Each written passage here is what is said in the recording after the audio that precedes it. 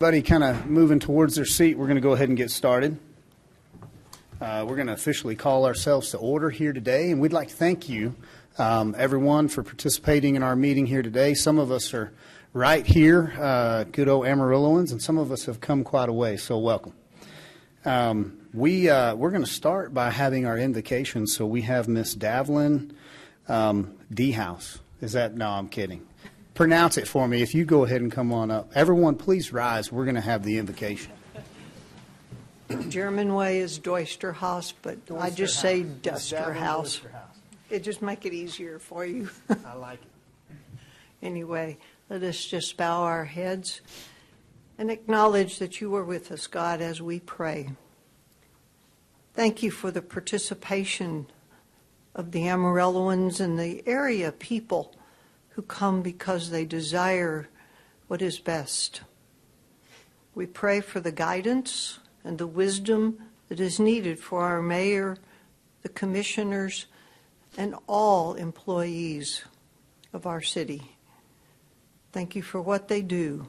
Grant a blessing on all the discussion, the considerations, and whatever else is addressed at this meeting. May our hearts, our minds be open to listen to each other for the common good. We ask your blessing on this meeting with our faith in you, our God.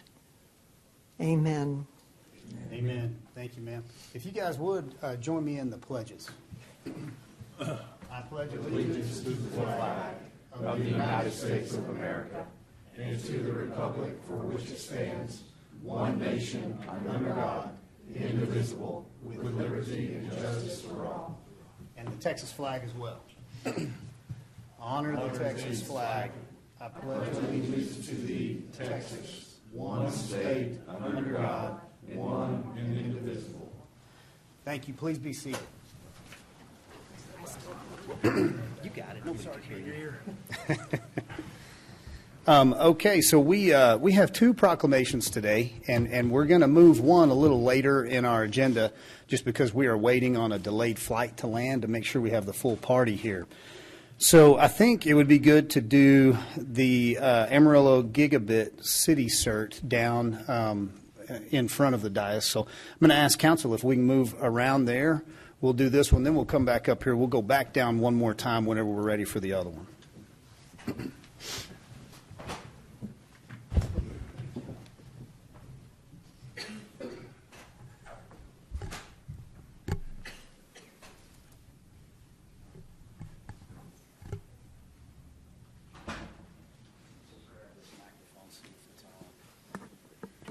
Do you have anything other than... Okay, we are on. So everybody, this is Brian Borthwick. Borthwick. Did I pronounce it right? You got it. Borthwick. So we kind of feel like we've done this already. So we got to meet his team, and we were able to do a ceremony earlier, and then we just wanted to do this here today. And so I didn't notice if we had anything that we could read or if we just wanted to hand the microphone off and take a photo. Perfect. Well, I didn't want to not have your entire team up here, and so you guys are welcome to come up. And then if you would, I know you gave the presentation earlier, but if you wouldn't mind running back through it again and talking about what we're certifying here and kind of the stage of Amarillo. Yes, sir. Thank you.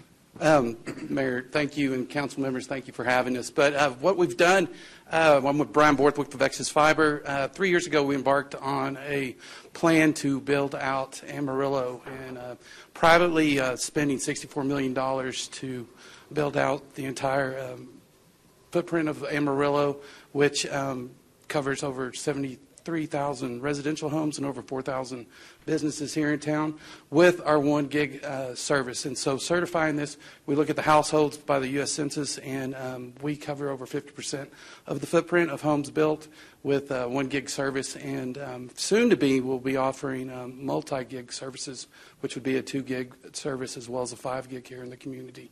We're very excited about it, and we've really appreciate the city and their vision on improving the infrastructure here in the town for not only now but for the future, and appreciate the cooperation with that. And we believe it's going to be very beneficial to the community down the road. It future-proofs the bandwidth that will be allowed for folks to work on education, to open new businesses. It's great for the new businesses, current businesses that are starting up. They'll be able to have the best that there's out there in the country. And we're excited about that. And also on the aspect on the forefront for the city and their vision. And it's going to give, like I said, future-proof and give you the ability to be out on the edge and on the one of the leaders in the country. And we're excited about being able to get this completed. And we're excited about the new services we're going to be offering. And on behalf of our Vex's family, we've got over 50 employees here in town that service our customers. They do a great job. We're located over in the Wolfland Village. If you want to come by and never talk to us, we got some friendly folks. And also, if you ever have to call us, just a little good another note is if you call us, it's our call center is based in Texas, so they'll understand fixing and gunna, and we'll be able to take care of you, and we'll know what that means. So, but it's been an honor, and thank you for this time.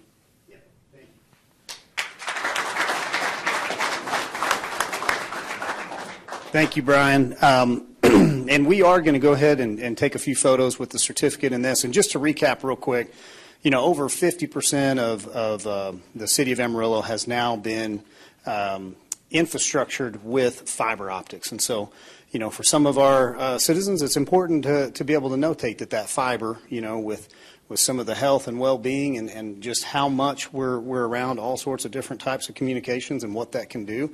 Also, the sustainability of that and the ability to grow in that, so that business over on that side of town knows they have more reliability, as well as those individuals that are trying to do their homework at night or, you know, just relax and watch some streaming video. So thank you once again for doing all this. We did a really good job earlier. We had a fantastic presentation. I know Innovation Outpost hosted us, and we took the charcuterie board. We were joking. I said, man, I'm going to take the whole thing. It was sweets and meats, and literally it's in the back over there. So I apologize to all you that you don't get any of the charcuterie, but we've been enjoying it all afternoon, and you guys have been great to us. We appreciate the partnership and all that you do. We look forward to growing Amarillo together. So thank you. One more round of applause for them. Can we get everybody to squeeze in here real tight, and we'll take a photo? Can I give that to you?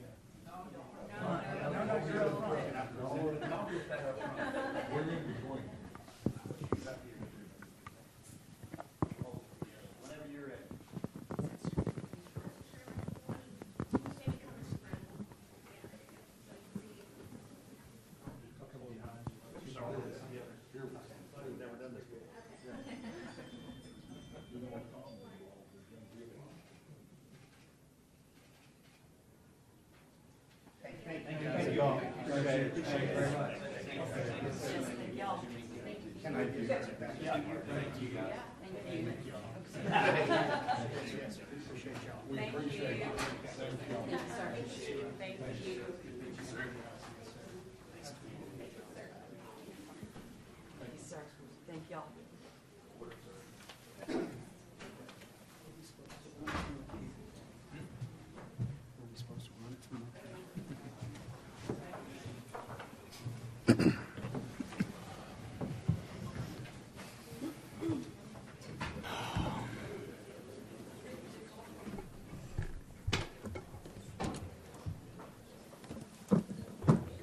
Okay, as we get set back up there, I appreciate you guys letting us do that. I know that's a little disorganized, but really good group, and we just wanted to make it special over here. We did a good job earlier today, and so thank y'all for indulging us on that. That takes us, we'll come back and we'll catch 5A here later once we know everybody's arrived, and that takes us through 6A. We're going to go ahead and move into public comment. I believe, Ms. City Secretary, we have 2 or 3 signed up for public comment today. Yes, Mayor. Thank you. Thank you for participating in today's City Council meeting. Your input and your opinions are important to us, and we're glad you're here to share them. At each posted meeting, we invite our fellow community members to address City Council regarding posted agenda items or topics related to city policy. Every speaker today will have 3 minutes to address Council. At the end of 2.5 minutes, you'll hear a warning beep alerting you that you have 30 seconds left to wrap up your thoughts. We do have multiple public hearings today, so if you're here to speak on a public hearing, we ask that you speak either during public comment or during the public hearing, but not both, in order to help us keep accurate records. It's your decision at which time you'd like to speak. When you come to the microphone today, please state your name and whether or not you live in Amarillo city limits, and then you may begin addressing Council. Please note that if you address Council on something not on our agenda today, the Texas Open Meetings Act restricts how they can communicate with you on that. So they may ask that your item be placed on a future agenda. They may respond with a statement of fact or statement of city policy, or they may refer you to staff to have a conversation with staff about your topic. So with that, our first speaker today is Mike Fisher, and on deck after Mr. Fisher will be Philip Nussbaum.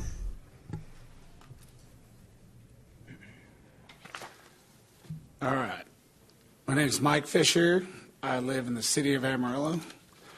And this may take maybe one extra minute, but I have 3 propositions to make, like to put on future city agendas, and they're all related. And I'll leave it up to Cole if he wants to start chapter 2. You know, that's what started the whole thing.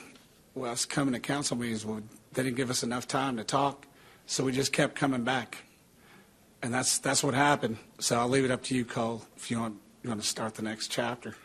I know you'd welcome me back to talk anytime. The first thing that I'm asking you to put on the future agenda is for the city to consider paying for infrastructure costs when it comes to construction, like of new neighborhoods and new homes. I mean, just like any business, you're going to make more money with more customers. So if we promote development of houses, we're going to turn neighborhoods or acreage that's making hundreds of dollars into hundreds of thousands of dollars, millions of dollars in taxes coming in. So it doesn't make any sense that we're not doing that. Our school district is considering shutting down some local schools because they don't have enough students. Meanwhile, Canyon and Bushland schools are bursting at the seams. It just doesn't make sense that Amarillo hasn't seen considerable growth of home building within the city limits, while Canyon, Bushland, and all these little housing developments outside the city have.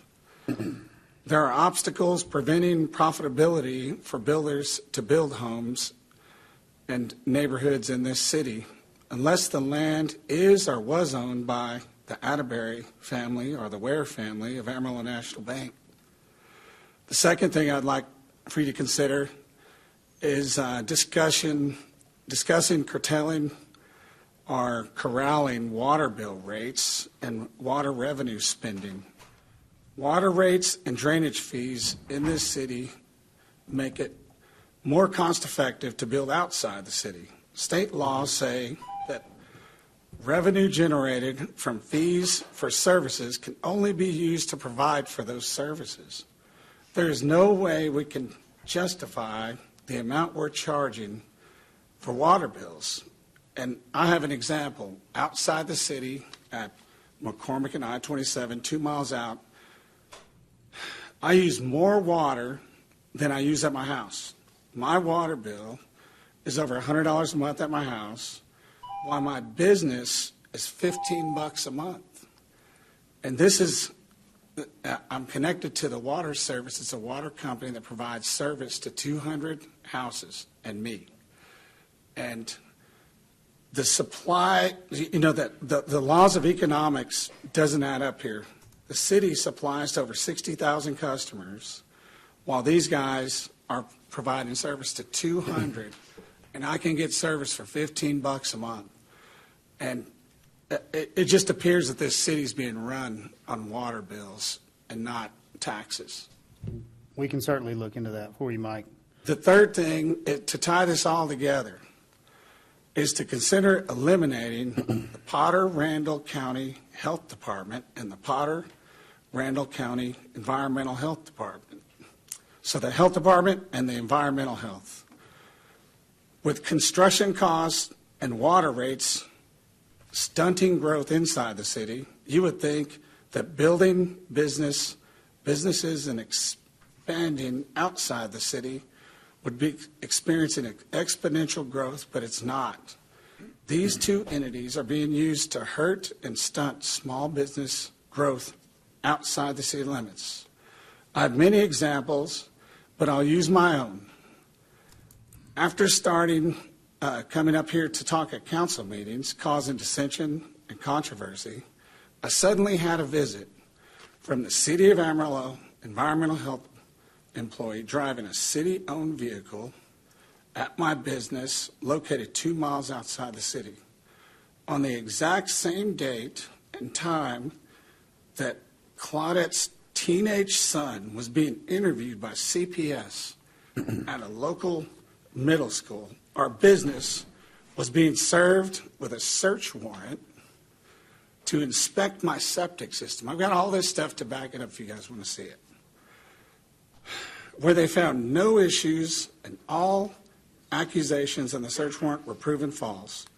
These two entities are managed by this council, who sets policies and procedures for these regulatory agencies that enforce their rules outside the city council's jurisdiction. A business owner who lives and owns a business outside the city has no recourse to vote for this council that sets the rules for the business they own. So, Mr. Fisher, I appreciate you doing that and also respecting the time. Yeah, I finished it up. As a statement of fact, how many years ago was that? It wasn't under you guys. How many years ago? I was about probably four, Okay. maybe. We appreciate you being here, sir. And this stuff's still going on. We'll look into Okay. to those, and I can get with you. Thank you, sir. Ms. City Secretary, who's next? Our final sign-up for speaking today is Philip Nussbaum.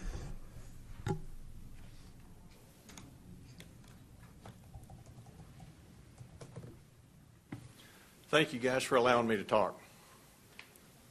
I've got a problem and I need some help. Okay, I'm sorry. Closer to the mic, okay. I want everybody to hear me, and thank you for saying that too. I've got a problem and I can't sleep very good, and I need to sleep better, okay? And I would appreciate it if you guys could help me sleep. And it's not just y'all, it's all the government. I care, okay? And what keeps me up at night is when people are doing the wrong thing. It bothers me, okay? And I'm not necessarily just talking about the city of Amarillo. I'm talking about every city, talking about every county. I'm talking to the federal government from a very large extent. And I think we're doing the wrong thing. Now, I'm not egotistical enough to think that I know the right thing to do and everybody else is doing wrong. I may be wrong. So I'm going to give my address and phone number to the people out there, and you guys can get my address and phone number, and if I'm wrong, tell me I'm wrong, okay? So I can sleep better at night. And if I'm right, tell me I'm right, and then let's change, and let's do the right thing, because I think we're doing the wrong thing, okay? You can get a hold of me at P.O. Box 50779, Amarillo, Texas 79159. You can call me at work at 806-502-7283. I'm happy to talk to anybody, okay? Now, what do I think that's wrong? Okay. Well, first of all, I'll start with the federal government. I may run out of time, but I'm going to do as best as I can. The federal government's $33 to $34 trillion in debt. Is that what the citizens want? I don't think so. But why can't we balance a budget? Why can't we get our expenses down? Well, somehow we can't do it. No, I say we can. We got to get our expenses down. Okay? And that's not just that. The federal government has spent my Social Security money. I'm sorry, who the hell do they think they are? If you're in a private business, and you guys know this, if you start a retirement program for your employees and you take the money out of the retirement program, somebody goes to jail. But that doesn't happen at the federal government. They took our money. Now, if you don't look at that, look at inflation. Why are we having inflation problems? which a very large extent is because the government can't control its spending, and they keep printing money. We're all paying for this. Who's affected the most is the poorest people in this country. And I'm standing up for them. I'm standing up for everybody, but I'm also standing up for the country. I love this country. I love this city. I love this county. I want you guys to do the right things. I love you guys, okay? I love each and every one of these people out here, and I'm standing up for them, okay? Now, what can we do to fix it? Am I out of time? Am I out of time? Mr. Nussbaum, I know my schedule's a couple of weeks out, but I'd be happy to put a meeting on the calendar with you. So, well, and you've done that several times, and I Right. appreciate it. I've got to talk to you, and I've got to talk to other people, but we can fix the problem.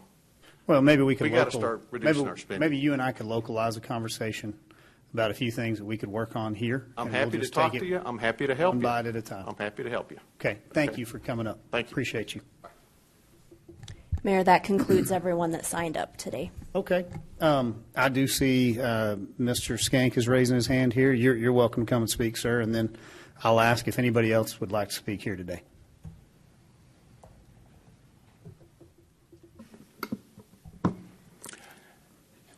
James Skanks, City. I'd just like to come up and tell you guys, give you some kudos. That forum that you put in place is really an active thing, and I think more people should go to it to understand the thought process and the diligence that you guys are putting in after hours and between each other, trying to work out these problems that we're dealing with in all fronts.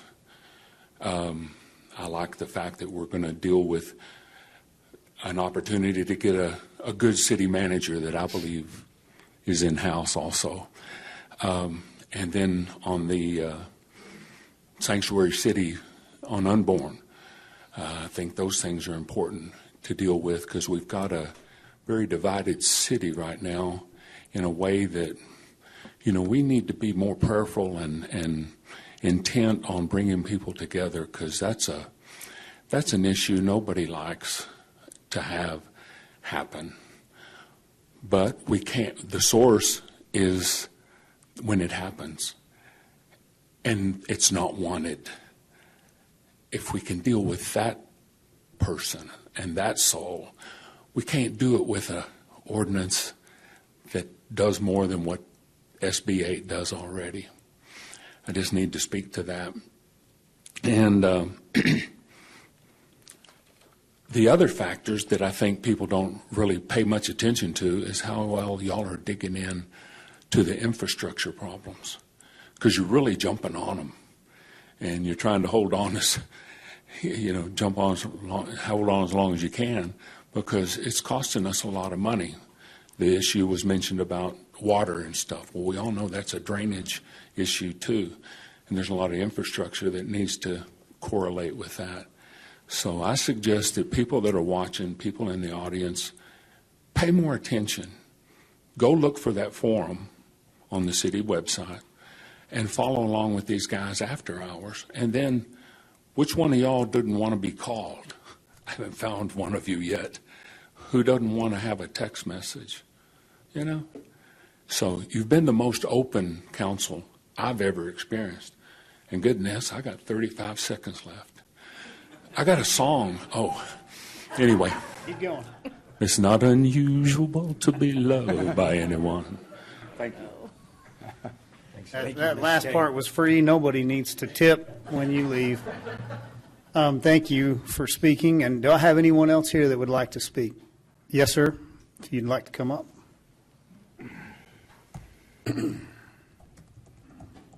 I'm Jesse Fremer with 5723 South Milam, and I want to compliment my board members here. They have definitely done just what Mr. Syke has said.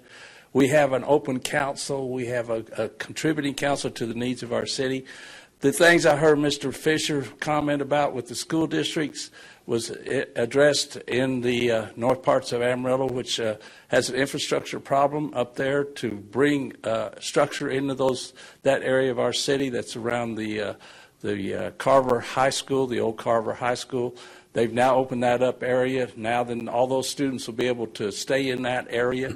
But we need to be able to encourage builders to come back into that part of our city because we do have limited structures in our water, sewage, and that is a big expense. It's been discussed for 5 or 10 years now, how to get the infrastructure built up in that part of the city. And I hope that will be one of our issues so it can bring construction back into the north part of our city and maybe help offset this problem of losing all these students to the southwest. So I compliment you guys. You're doing a great job. Appreciate you. Thank you, sir. Appreciate you. Okay, anyone else here that would like to contribute? If not, we'll move along with the meeting. Thank you guys for participating, everyone who spoke up here today. Ms. City Secretary, are we still waiting, or are they here? They have landed. They're in the car on the way here. Let's go ahead and do a couple discussion items then, and then we'll come back to that one. Item 8A, a review of the agenda items. Do I have anything that council has any concerns or questions on before we get into updates? No, sir. Okay. Item 8B, updates from council members. This is something we're instituting. We used to do this, so as council members serve on different boards, we'll be bringing them back up just to get the council members update directly as to here's what we're talking about, here's what we're working on, here's what you could expect. So this is key in kind of keeping that communication line open and having a good conduit back and forth. Item I is animal management and welfare, which we have council member Simpson here who will give us an update. Thank you. We had our first board meeting of the new board in January, and a couple of things I'll kind of update you as my education process has gone on. And first of all, the mayor attended that meeting because I think, like all of us, we understand this is a pretty serious issue in the community, and we value this board to be able to provide input back to us to how to deal with this issue. And the mayor was there and wanted to be there to make sure that this board understands that this is something that's an important priority. A couple of statistics I will give you, as I've learned, is when you look at the animal population in Amarillo, there's been a steady increase in animal population over the years. In fact, I think this year or last year, let's start the year before last, we took in about 8,000 animals. Last year is up to 9,000 animals. To give you some type of perspective, that's about the same amount that Austin, Texas takes in. But what's happening across the country, and speaking of the forum, I'm going to share, maybe sometime this week if I can get to it, some articles from all across the country about this very same issue, because what I'm finding out is this is not an issue that's just facing Amarillo. Every animal shelter in this country that is operated by municipalities and cities is overwhelmed at this point. And it really had a lot to do with starting back with the pandemic in 2020. A lot of people got pets for whatever reason during that thing. The economy was good. Money was coming into that. Well, as time goes on, the economy gets a little shaky. People realize things about pets, then things happen. And I think that's what we're seeing across the country, and we're seeing the same thing here in Amarillo. The number of calls that have been received by field services has gone from about 19,500 up to about 21,000 last year. So you're seeing an increased number of calls, and we've heard people that talking about, being able to walk safely in the neighborhoods. And some of the neighborhoods that we have, you cannot walk safely in them for fear of dogs or other animals being out. So I think we realize that there's a serious problem with that. So a couple of the things that we're talking about on the committee and staff is talking about are a couple of things. One is doing a third-party comprehensive shelter evaluation to determine how our facilities, the status of them, what shape they're in, what we may need to do to improve them. We've talked a little bit about in the budget, the extra budget that we had about doing that. And also just how we operating overall as a facility, and are we doing the things that are correct and right, and are we doing things in the best interest of our community, the best interest of animals in our community, and the best interest for our citizens. So making sure that we'll handle that correctly, I think is something that we're looking at that is important. But the truth is, where we are currently standing, we could probably build a shelter between here and Canyon, and we could fill it up in a day. There's just a real demand on that. And our officers are out there. Some communities don't pick up many animals because they want to keep their shelter low. But the problem is animals are often become a real public safety issue in our community. So not only is animal welfare and how they're treated, but it's also animals that are out there and that have been left and that are, attacking our citizens or doing those types of things. So we've got a real challenge on that. I think on the front side of that, we've got a full shelter. We want to make sure that we're running it correctly.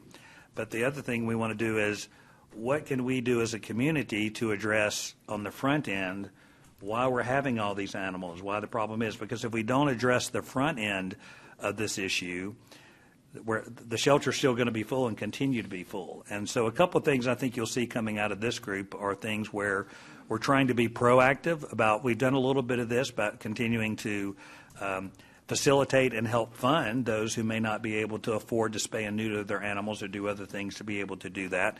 We've done it in some neighborhoods. There's going to be a need to be able to expand this, and anything that we can do proactively to help those people that want to be responsible pet owners and take care of their animals, but maybe for one reason they can't afford it or they need some other type of assistance to do that. And I think that is something that we can help and facilitate our role. But the other thing is, it's obvious that we have people in our community that are not responsible pet owners. And we've got to figure out, what do we do for that? How do we handle that?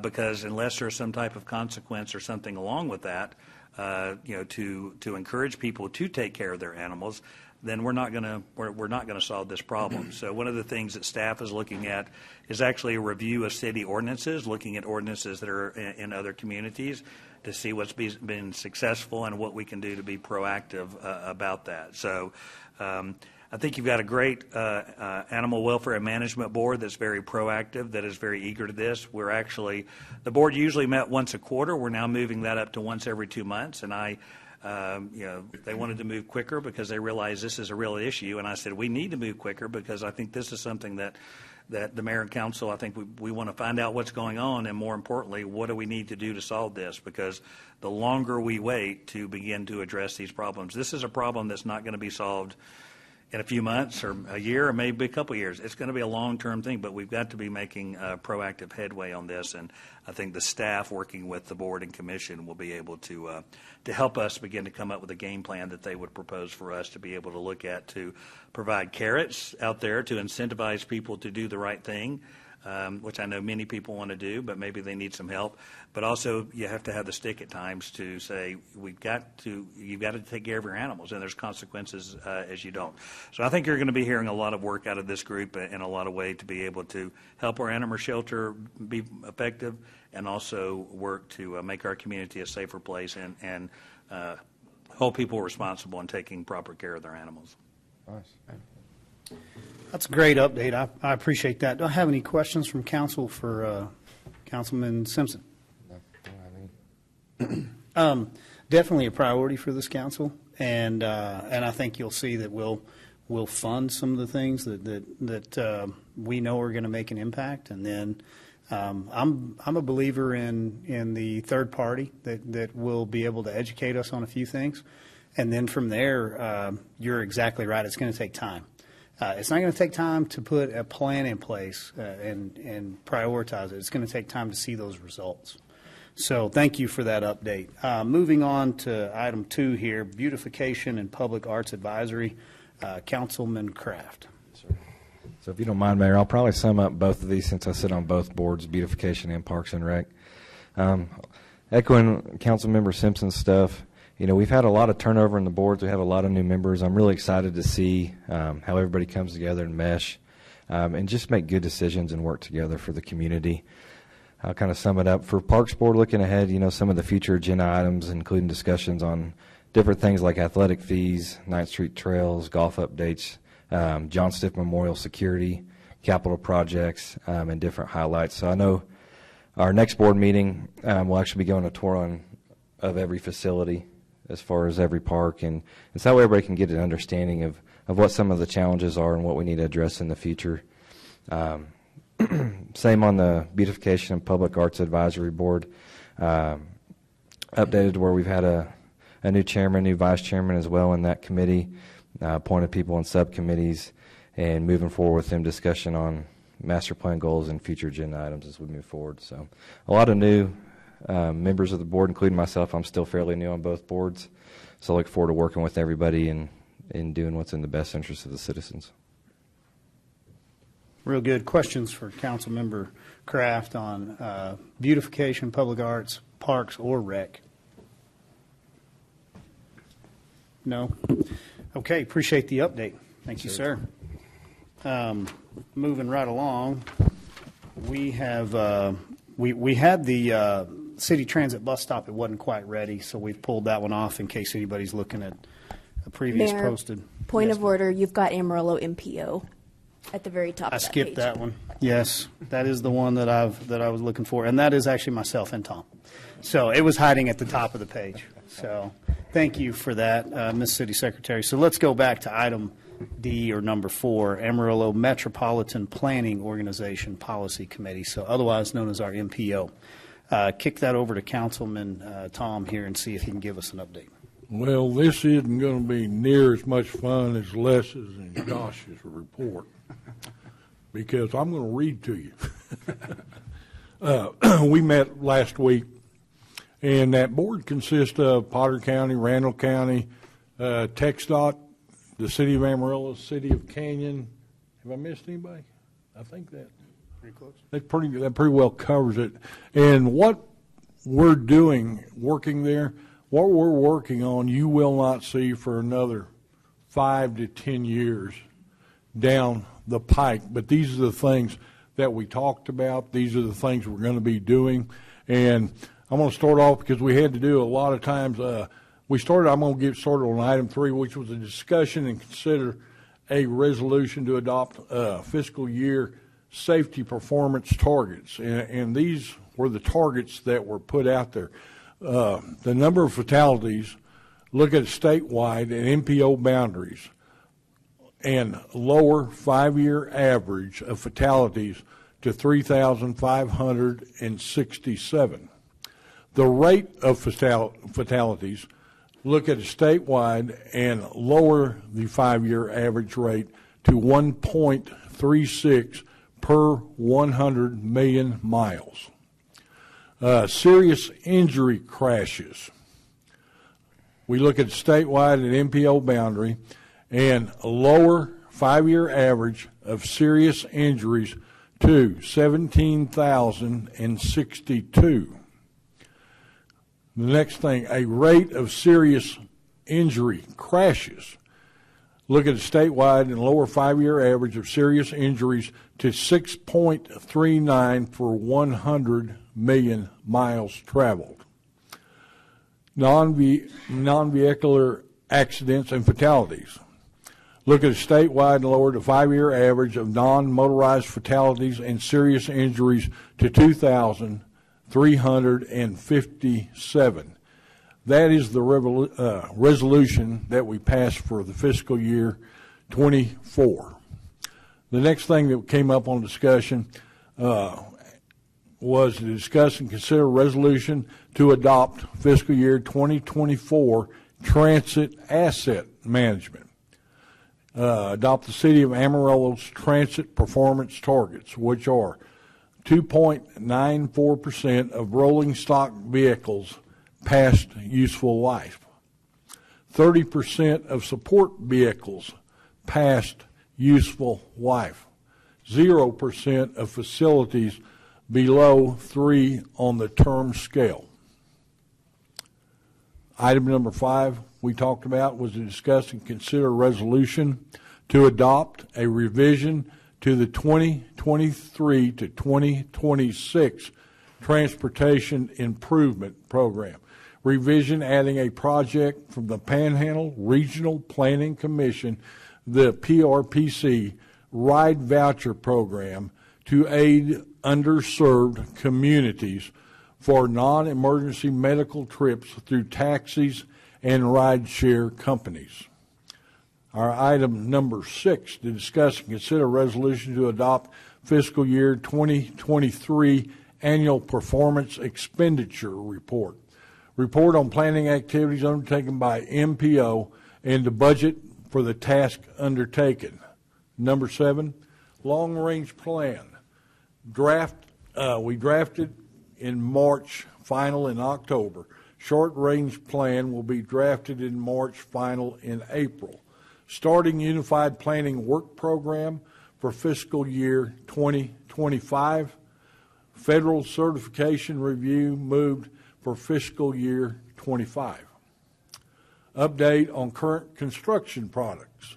We have SL 335 from I-40 to Southwest 9th Street Avenue, completion spring of 2024. SL 335 at Farm Road, 2590 Soncy, completion summer of 2024. I-27 from 45th Avenue to I-40 interchange, completion spring of 2026. SL 335 from Southwest 9th, the Western Street, completion the winter of 2026. Discussion item number 9 was discussion to consider MPO Director's Performance Evaluation, which we did an evaluation and proceeded as we needed to. That pretty much covers it. Does anybody have any questions? Questions on MPO? No? Okay. Councilman Sherlin did such a good job that he brought the entire law enforcement regime into this meeting. So as these guys are filtering in, let me just kind of preface this. So this is, we're going to go back to 5A, item 5A on our proclamations, Project Safe Neighborhoods Day in Amarillo. So today we're going to read a proclamation declaring Project Safe Neighborhoods Day. But Project Safe Neighborhood is something that's actually been around for a minute. And we, along with our APD, push this, endorse this, believe in this, and then this brings the other side of the equation in. So these are our law enforcement agencies. We have our Potter and Randall County Sheriff's Departments here. We have DHS represented. We have DEA represented. I'm joking when I say we have the federales. We really just have the federal side of our government here. We have our district attorneys, everything that has to do with public safety. All comes down to citizen engagement, right, at the neighborhood level. But that filters all the way through the entire system. For us to have good quality public safety, we have to have everybody in this room. And not only do we have to have everybody in this room, but we also have to have our police department and our city attorney's office, and everybody has to work together and collaborate in this. And if any one part's not functioning, then we lose out on what we really need in having a good quality safe city. So that being said, Project Safe Neighborhoods is just one more way in which we can get eyeball to eyeball, link shields, move forward, push out into the community to show the community that they're our priority and that the solution actually starts with them in their neighborhood. And the way in which we police ourselves, we police each other, we hold each other to account. We want to live in a civil society where we take care of our neighbors. And so that's what this represents. And at this time, I think we're going to go ahead and ask Mr. Frosto to come up. We're going to come down and join you and let you say a few words, and Leah Simonton. So, yeah, and we're going to come down. And we would invite everyone here that's representing today to come up and be up here while council reads the proclamation.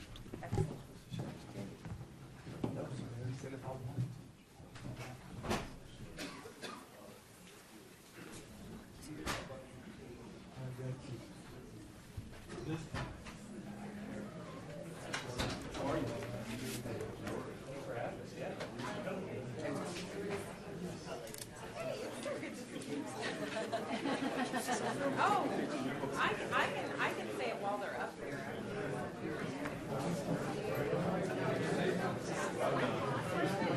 Instead of having to Perfect. talk to their backs. Would you like me to talk now or after the proclamation? I think let's go ahead and have Councilman Sherman read the proclamation, and then we'll let you speak.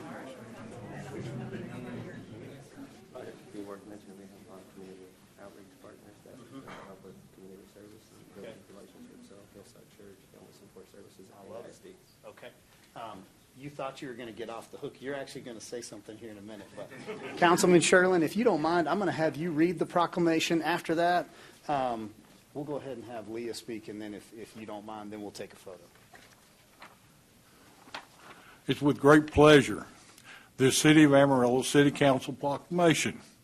Whereas launched nationally in 2001 and brought to Amarillo in 2019, Project Safe Neighborhood is a nationwide initiative that brings together federal, state, local, tribal law enforcement officials, prosecutors, community leaders, and other stakeholders to identify the most pressing violent crime problems in a community and to develop a solution to address them. And whereas Project Safe Neighborhood in Amarillo is coordinated by the United States Attorney's Office of the Northern District of Texas and customized to the account for the local violent reduction initiative, community engagement, prevention and intervention, focus and strategic enforcement and accountability. And whereas Project Safe Neighborhood has promoted collaboration between law enforcement agencies and prosecutors at all levels, in many areas nonprofits, and whereas locally Project Safe Neighborhood has focused on strengthening the relationship between the community and law enforcement in violent crime hotspots such as the San Jacinto and North Heights neighborhoods. And whereas these areas have seen a decrease in violent crime in the most violent hotspots areas since the introduction of the initiative through the launch of reading mentorships programs and hosting numerous neighborhood community events, in addition to the traditional policy in prosecuting violent offenders federally. And now, therefore, we, Mayor of the and City Council of the City of Amarillo, Texas, do hereby proclaim the 23rd day of January 2024 Project Safe Neighborhood Day in Amarillo.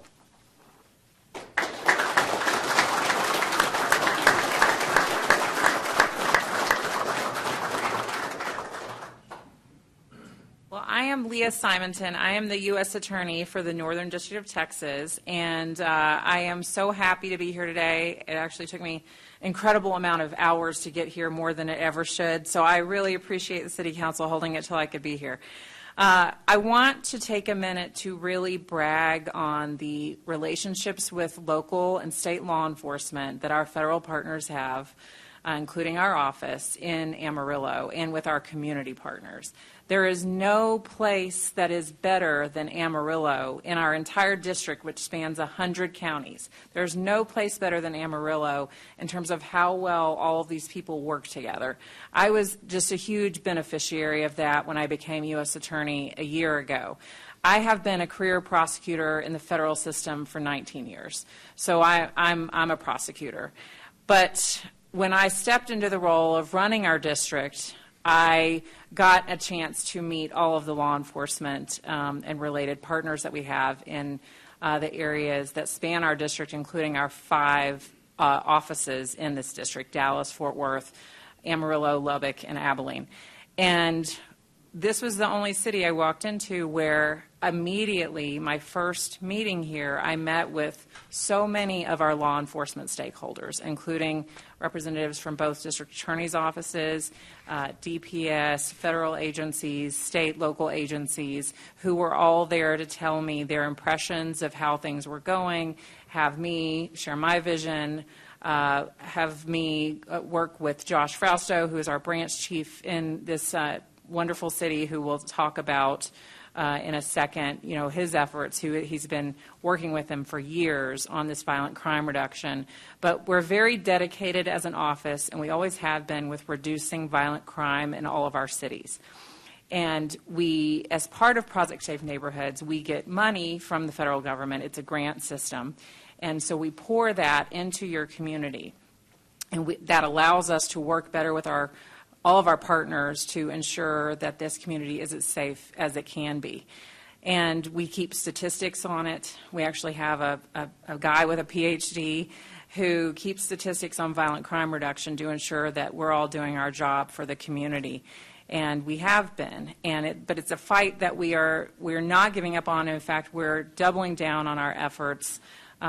This past year, we hired this amazing strategic engagement coordinator who's in the back of the room, Eric Bowie. He is now in Amarillo and has been meeting with people here, including the police department, to talk about more programs that we can bring to solve problems in Amarillo, having to do with reducing crime among people who are on probation or parole.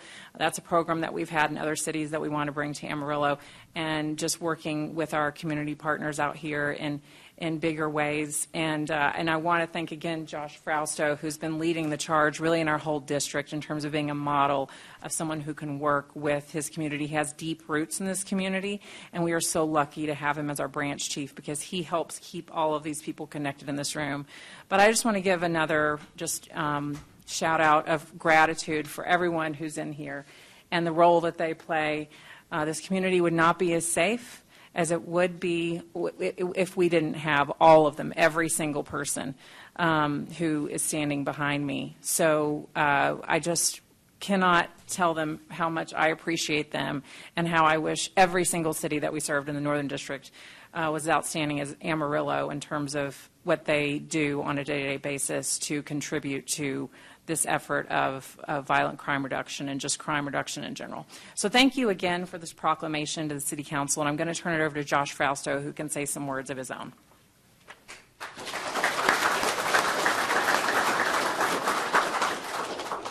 Born and raised in Amarillo, this is a city I care for, and this is a city where I decided to raise my own kids.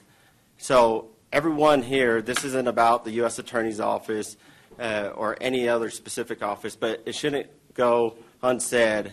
A lot of our data shows where our hot spots are, as earlier stated, in North Heights and San Jacinto. But Randall County, Mr. Love, the DA, and the Randall County Sheriff's Office, every one of our partners are committed to reducing violent crime in the city of Amarillo. It's a complete team effort. Every local, federal, and state partner, the county attorney's offices, both DA's offices, it's unity, teamwork, and team effort, and our main goal is to reduce violent crime and continue to build relationships with the community and build that trust. One other thing I want to mention is we meet monthly with our community outreach committee, which includes members of Hillside Church, Jackie and Juan Maldonado. We do a lot of community outreach with them. AISD, Family Support Services, Heal the City.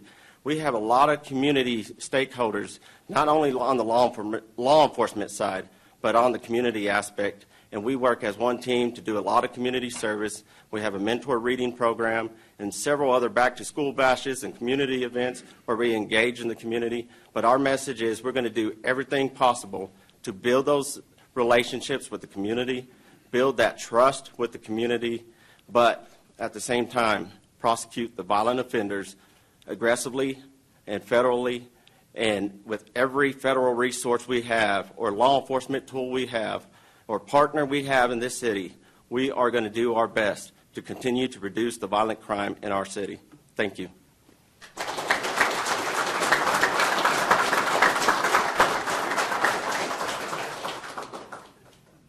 Let's take a photo. So we just need everyone to just squeeze in just a little. I'm not real sure how we're doing this, but we're going to get a photo.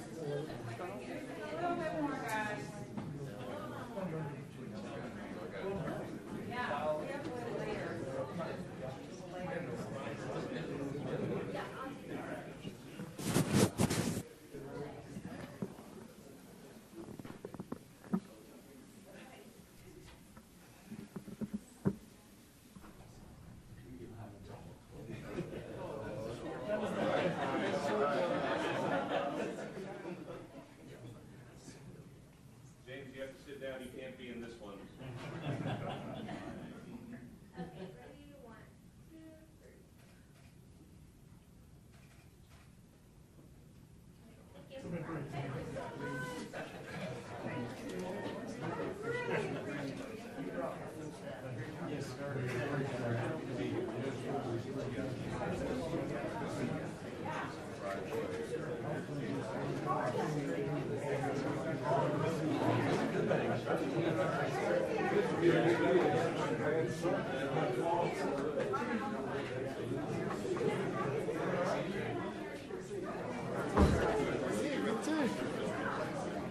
Oh, yeah.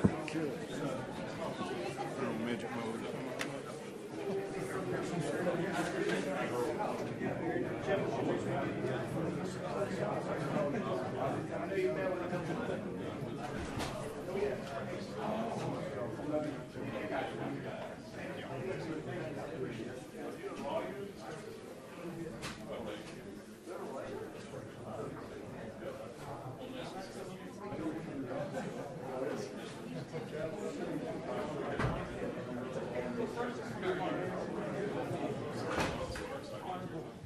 Yeah, yeah. Oh, they brought the troops. Yeah, I know, right? Move along. It's getting kind of silly.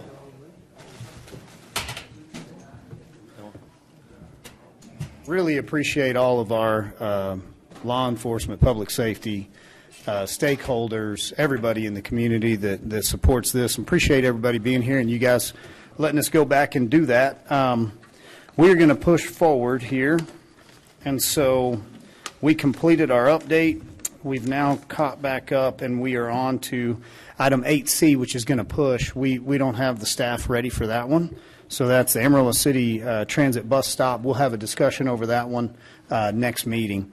On to item 8D, we do have Donnie Hooper here for some traffic speed cushions. Okay, thank you, Mayor and Council. And this really just kind of segues right into what right from what we were talking about with MPO, talking about safety, and also talking about public safety in general just now.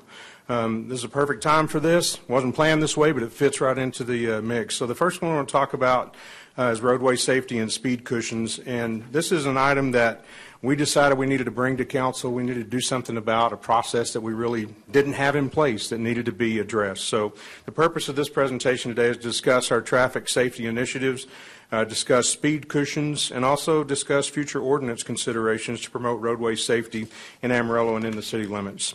So our current practice right now is really request-driven when it comes to this. Many requests for speed bumps, speed humps, or other traffic calming devices come to us on a pretty regular basis. We usually see one of those a month. Maybe sometimes we'll see a couple of those. But currently, there's really no ordinance in place to address that. The calls that we receive are generally people who are frustrated with either people who they feel are speeding in their residential areas or are cutting through from one area to another to get to a major arterial or to a collector. So these requests are generally denied, and that's just basically because we have some existing internal criteria, but we don't have an existing ordinance or anything to address this.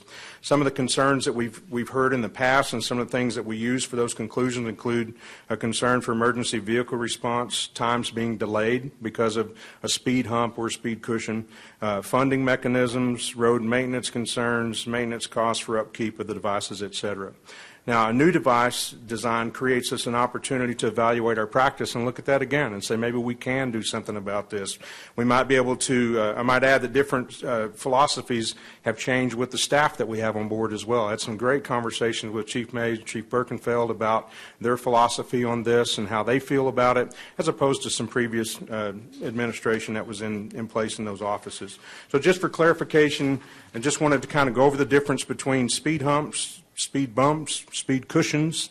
Speed bumps, as everybody knows, that's the irritating little bumps that are in parking lots that are small in nature but high, and they rattle your teeth when you go over them. Those are usually in areas where you go 2 to 10 miles an hour and extend across all the traffic lanes. There's really no way to get around those. We don't have any of those in our roadways. Speed humps extend the full width of a street but are generally not as tall as speed bumps.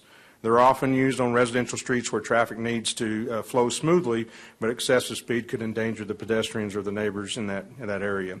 We do have some locations in Amarillo that have speed humps in them. It's very limited, but we do have some areas where they were put in previously. Now, speed cushions are the new design that we're talking about today. These are modified speed humps which we can use on low-volume arterials or residential streets. These cushions are divided into sections that allow the vehicle with a larger wheelbase, such as a fire truck, to be able to pass over that without hitting the actual speed hump itself. And they'll be able to straddle that. An ambulance would be able to do that as well without delaying the response time. So this is generally an example of what a speed cushion placement would look like. This just came out of a design criteria manual that I was looking at, and I thought that was a good way to represent that. But the more important picture is this one here. Previous fire administration said it was really difficult for us to get fire trucks into areas where we have speed humps because we have to slow down our response, and every minute counts, as we all know. So as you take a look at this picture here, you can see that the design of these allows the fire truck to cross over those without actually hitting the highest part of the crown of that speed hump. So why speed cushions and why are we talking about it today? Speed cushions are designed to reduce vehicular speed on residential local streets, and they have a single where they have a single travel lane in each direction. And they're used to reduce speeds, often referred to as bumps, on signage and by the general public, but these speed cushions are an effective tool in reducing speed. In fact, when a police officer is unable to be in a neighborhood, these are always there. Once they're installed, they're always in place. It also helps people with cut-through traffic in neighborhoods because it does make them slow down before they continue through that neighborhood. Some of the disadvantages of it and some of the drawbacks include residents living near these speed cushions could experience some excessive noise. Cars are going to have to slow down, accelerate back up, and that's something that they wouldn't be used to. Traffic could be diverted to a previously quiet parallel street, and they may just say, hey, it's not worth it to go down this one. We'll just go to the next street over to speed through and make our cut through. Emergency service response time could suffer from having to slow down at these areas. One thing I want to point out in my conversation with Chief Mays is that in fire response, they have to slow down for a lot of things. They have to slow down for dips that are in the roadway. They slow down for traffic signals. It's not abnormal for them to have to slow down for things that are in the way. Street sweeping equipment cannot be used in speed cushion locations, and it interferes with street maintenance as well, and also requires signage and striping, which some residents consider unattractive because you do have to add additional signage and striping in that neighborhood. So I'm going to talk about the eligibility that we're looking at doing. What we're really bringing before you today is we're trying to craft an ordinance that we can bring back to you so you can look at it. We just want to put this in front of you so in case you see anything in this before we draft it up completely, that you could point that out. This is generally what is used all over the nation. I modeled a lot of this after Arlington, Texas. They have a very good ordinance that's in place and got to speak with some folks there. They petitioned 70% of their homeowners, and that's what we would require as well. Previously denied petitions would not be eligible for 3 years. In other words, if they came with a petition and it was denied for any reason, we just wouldn't address that for 3 years. The gentleman I spoke to in Arlington said we had to put that in there because if they got denied, they just came back to every council meeting just trying to get it to happen. So it's one vote for each lot, and that would be for homeowners. Registered homeowner associations and recognized neighborhood associations such as the Barrio, East Ridge, they would have one statement from their board that could make that request, and that would qualify for that. Public Works would oversee this request, but we would also involve the city secretary in verifying the homeowners' addresses when they completed their petition. And we'd also have conversations with both the fire and police chiefs before that process would move forward after the original application. The requirements and the characteristics of the roadway include that it'll be a residential street or a low-volume collector street only. That's no wider than 38 back-to-back on curb. That's about a 33-foot wide street. One lane of travel in each direction. Traffic counts greater than 500 vehicles per day, but less than 3,000 vehicles per day. And then also vehicle speeds would have to exceed the 85th percentile of 36 miles per hour on a street that's posted for 30. So all residential streets are 30 miles an hour unless there's a school zone that would reduce it to 20. But they'd have to meet that 85th percentile. And without getting into a lot of traffic engineering detail on that, that's basically the 15% above the posted speed limit, or 15% above that 36 miles an hour would qualify for that. That would be done with a speed study that would be done by the traffic department to determine what those average speeds are in that neighborhood with the application once it was approved. It couldn't be a primary route for emergency vehicles. We do still have, I think, we still have some fire stations that are close or in neighborhood residential areas. We wouldn't want it to be in an area where they would be turning out for a response. Other characteristics such as sight distance, curves, grades, drainage structures, et cetera, would be considered in that as well. The cost responsibility would be the property owners who live on the petitioned area. They would pay for all of or a percentage of the cost based on the results of the traffic speed study. That includes the cost of materials, labor, signage, shipping, street markings, et cetera, everything it takes to put that in. And the way we broke this down was that if it was a 30 to 35 miles per hour on that 85th percentile, that we would not make any changes. It would not be approved for that. However, we would have some data at that point in time that we could say there's a percentage of vehicles that are speeding in the neighborhood.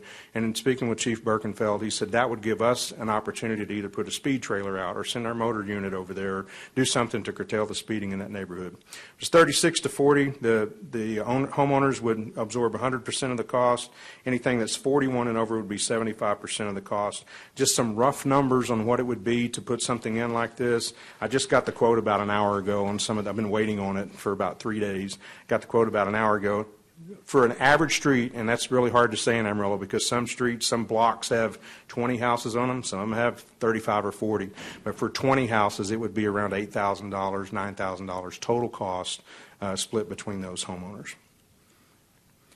Ordinance language that would also have items covered in the ordinance: location of the speed cushions, spacing, speed cushion layout, procedures for installations where we would give them all the definitions, the request process time, review of the project process, funding details, timeframes, et cetera, and also a mechanism for removal should the neighborhood decide at some point in time that they would like to remove those, or if it addressed the speeding issue and we felt like it was no longer a concern, we could always remove that at the request of the customers, or we could get with them and talk to them about it as well and see if they wanted to do that.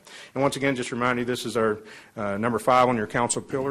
This ordinance emphasizes improving communications to uncover future safety needs of the area and collaborative culture between the staff and community, adopting innovative technology and techniques, and evaluating best practice while ensuring public safety excellence. So with that, if you have any questions about it, I'd be glad to try to answer those. We would like to craft something and have it to you. We really have the basis of an ordinance right now. We just would like to have your comment and your input as we start to craft that and get it ready for the next meeting. Questions, council? I think it's a great ordinance. I mean, I think it's something we need to have on the books for sure for the neighborhoods, that this is a problem, that they can come together. It's not taxpayer dollars. It's not anybody else paying for it except the ones that it benefits. Is that correct? Yes. Yeah. Okay. I think it's great. I love the ordinance, but I'd like to see something added into language. I don't know about, I'd like maybe discuss this, is y'all had in their neighborhood associations or whatever. I think the neighborhood association would need to send out a letter to every resident and get feedback.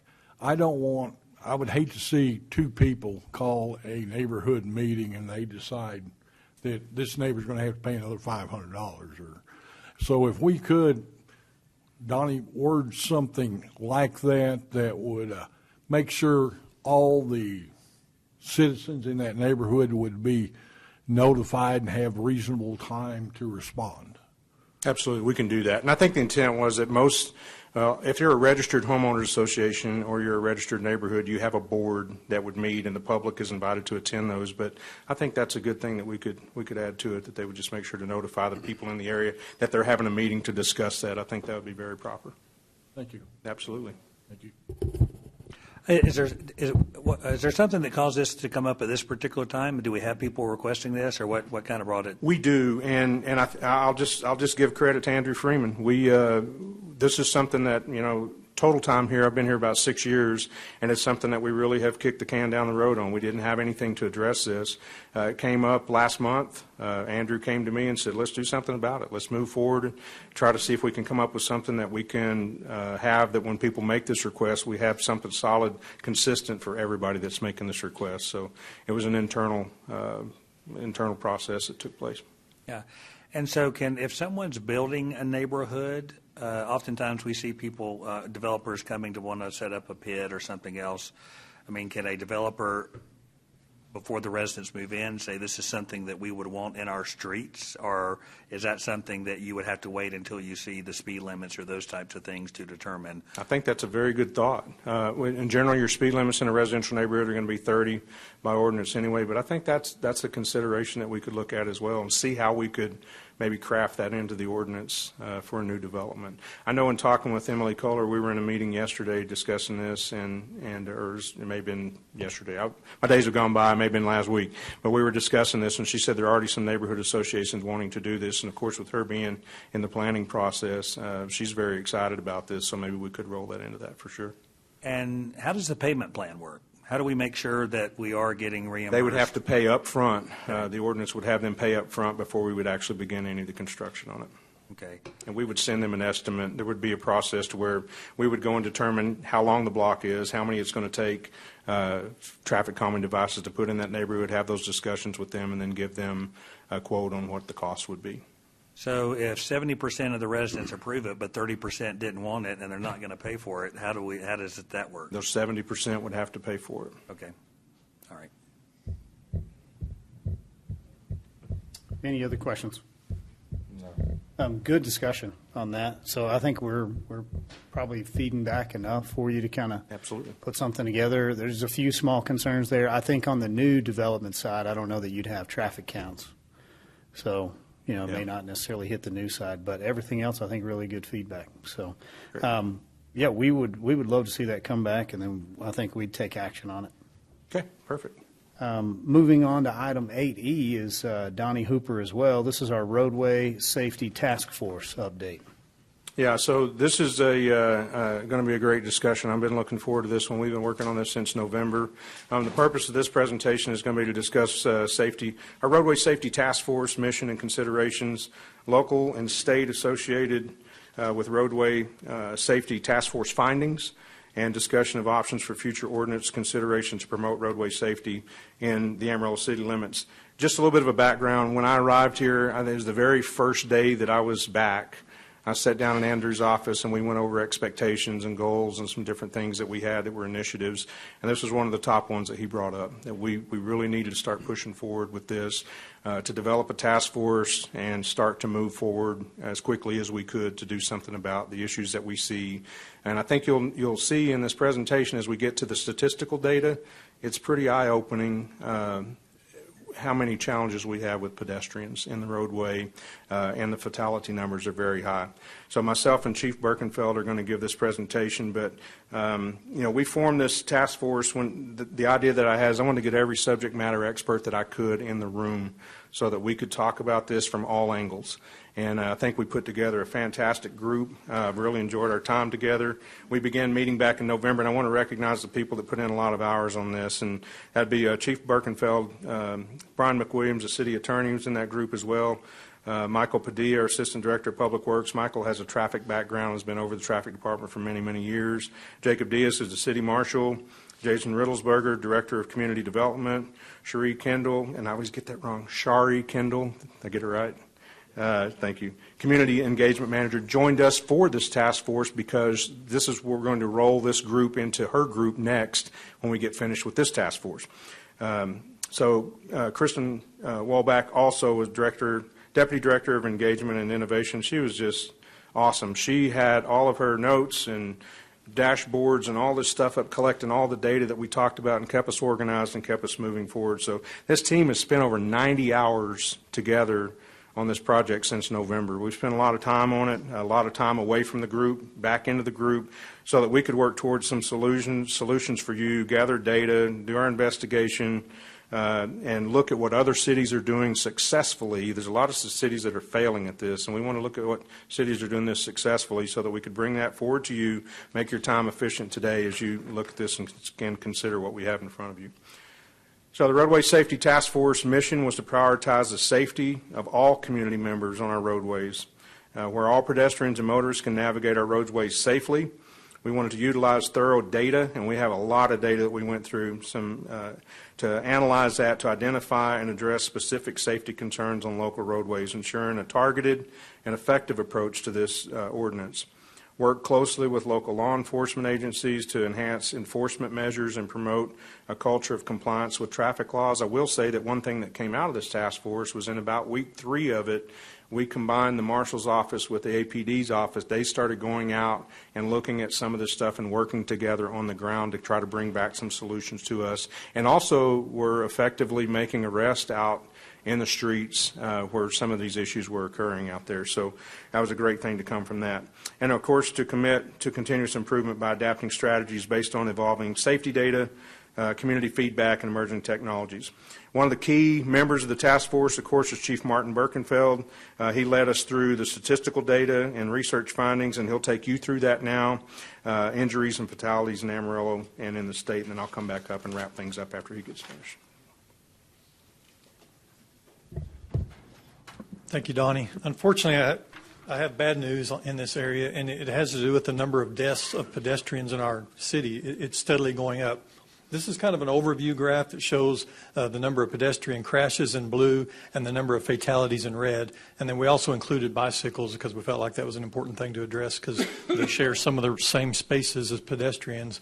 But as you can see, especially in the last 3 years, we've had a significant increase in pedestrian fatalities in Amarillo. When we look at across the state of Texas, it's fairly flat, although the number of pedestrian crashes in general have gone up. The number of fatalities are fairly flat. But we can see that in the state of Texas, as well as Amarillo, it's a pretty big problem.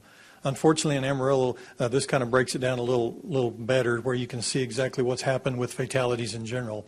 Car crashes in general, we've been working on this for many, many years, and we continue to work on this, and I won't even delve into the DWI part of this, but when we're talking about pedestrians, in 2021 we lost 6 people, in 22, 7, and last year, just inside the city limits, 12 pedestrians that were killed in a crash with a vehicle.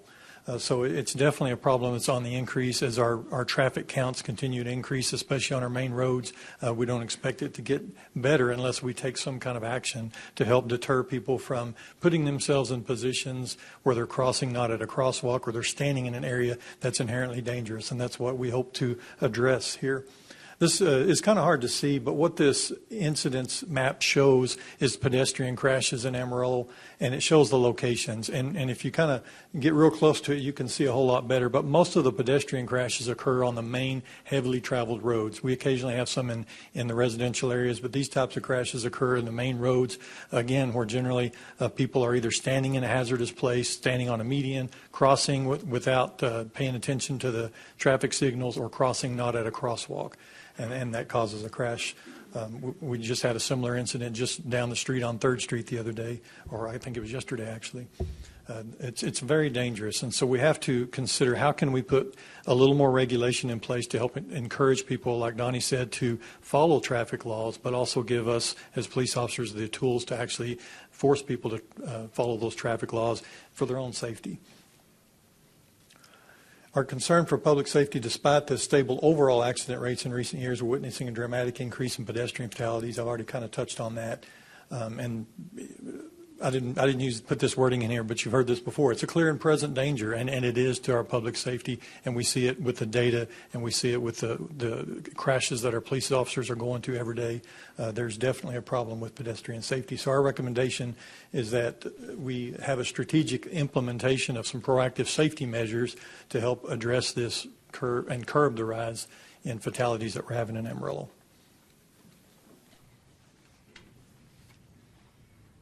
Thank you, Chief. Get back over to my notes. Because I have a lot more notes in here than just what's on the slides. So our concerns for, we in the right? Yeah, we're in the, so let me talk about what we're doing as far as defining a clear zone and what this means.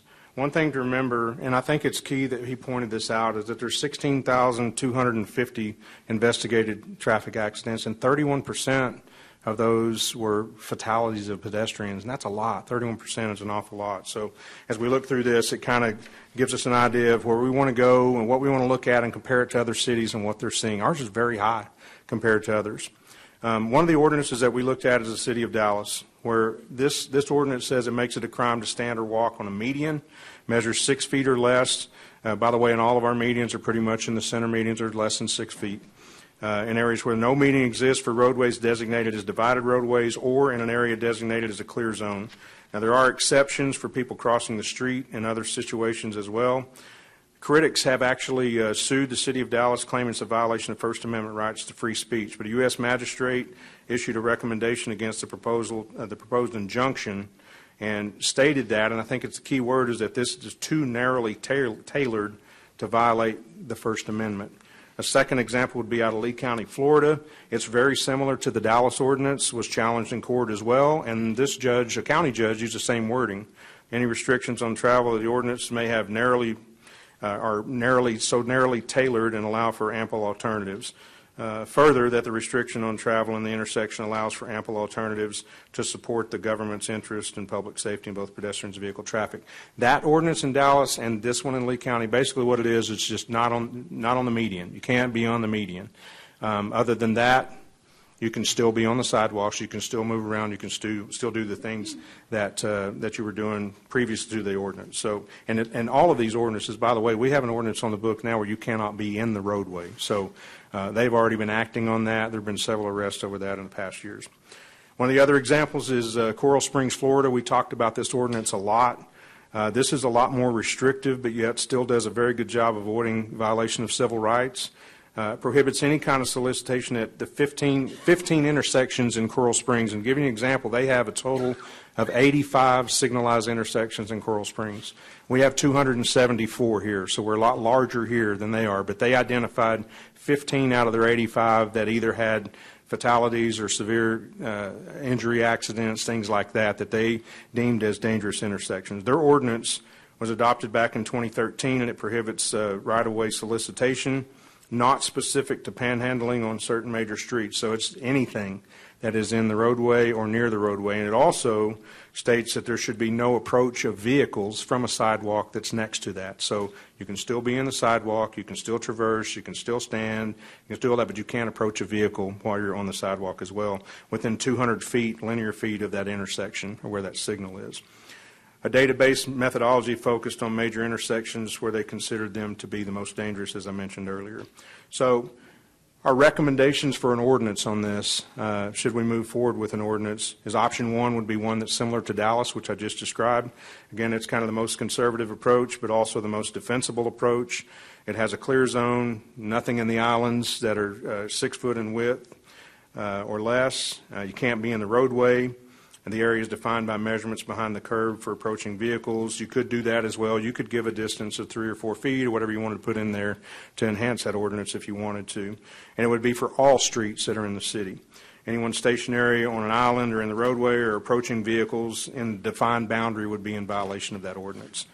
Then the second option would be the one that's similar to Coral Springs. This one is, again, a little more restrictive, but also has a direct emphasis on pedestrian safety. And as we looked at those numbers, I think that that's what we were trying to accomplish, was have an emphasis on pedestrian safety, period. This has a clear zone. It has an identified, specifically identified intersections that are considered dangerous. That would be data-driven. We have the data to make those decisions now. No approach of vehicles at the intersections or within 200 feet of the lateral curb. And the ordinance isn't specifically because of or to deter panhandling. When we make that clear, it's not for that. It applies to anyone soliciting in the identified areas for safety purposes. So our next steps would be this. Give me just a sec. I think I'm missing a slide in there. Oh, okay. Our next steps would be proposed ordinance on council agenda for at the next meeting for consideration. We have a couple of drafts already that we're working through, so it wouldn't take a lot to take those. We just need some direction from you on where you want us to go. We would also have some enforcement training with the City Marshal's Office and APD before we rolled out that ordinance and put it into effect. And we would begin collecting data immediately, because we want to be able to take the data that we have now, and we also want to be able to take the data that we can collect in the future to say, are we making a difference or not? What do we need to do to make this better? Is it just fine as it is? And also, we would be dissolving the Roadway Safety Task Force after its implementation as well, because we would have performed our duties. So with that said, if you have any questions for Chief Rye, we'd be glad to try to get through that and see where it goes. Questions, Council? Yes, sir. Yes, sir. So how would this affect something similar like the Fill the Boot campaigns and that the fire department does on and things like that? So It would be for anyone and everyone soliciting in a right of way. So it would definitely be that they would not be able to do that. So in these proposed ordinances, it's mainly the medians, right? It's very clearly defined. It's that median under 6 feet, something like that. So is there any way are there any ordinances out there that are greater than that? Say, because I would say pedestrians on the sidewalk, I mean, let's just say I-40, right? I mean, when the rate of speed's maybe above 40, I'm making this up. If there's an accident, those vehicles, are moved or can go airborne or whatever. And so as a matter of public safety, could we not extend it to those areas and even say, 25 feet within that sidewalk area and stipulate, and Brian would be draft language that states, if you're moving, that's fine, right? A sidewalk is a sidewalk, and that's what it's made for. But if you're standing, it's not okay. Are there any ordinances out there that broaden that to say, hey, we don't want any citizens to stand there because it's dangerous? From all the research that we have done, and I did some more today, I didn't find any ordinances that say that language. I would say the majority of the ordinances that you find are saying that you cannot aggressively approach a vehicle, you cannot aggressively, you can't bang on a window. They're more formulated toward that. These were the two most progressive ordinances that we were able to look at, but none of them really defined an entire sidewalk area as saying that you can't be there unless you're moving. Within a roadway. I mean, within a roadway is a whole different story. I would like to see that, on those areas where it's high speed, that we put something in place that you can't be there, like to stand. I will say this, and Chief can probably talk more intelligently about it than I can, but I just did a little bit of research on trying to find nationwide, are there accidents that are happening in intersections where people are at and they're standing? And you can find a ton of them just like that. I found one where it was a family of 5 that was killed, one where it was 2 siblings that were killed because 2 cars had had an accident at that intersection and they were just there. One where someone was trying to avoid an accident because it was in front of them, so they backed up to go around it, and they ran over somebody that was sitting on the side of the road. It's all over the place that you can see that. So, and I don't know if you have anything to add to that or not, but I understand what you're saying, and I think it's just trying to find a way to do that we have the best chance of surviving a court case. Yeah, and it's just a matter of public safety is what it is. I mean, we're trying to protect citizens, our community. Like you said, it's not necessarily aimed at any group of people, but it's for public safety. If we see the numbers, and there's 22, 23 fatalities last year on 31. 12 pedestrians. Yeah. So, I think we do something to prevent that. And I think this is a good way, but something a little bit broader than just the median would be my opinion. Agreed. Yes. I agree. I really like the second ordinance you proposed there, the stricter one.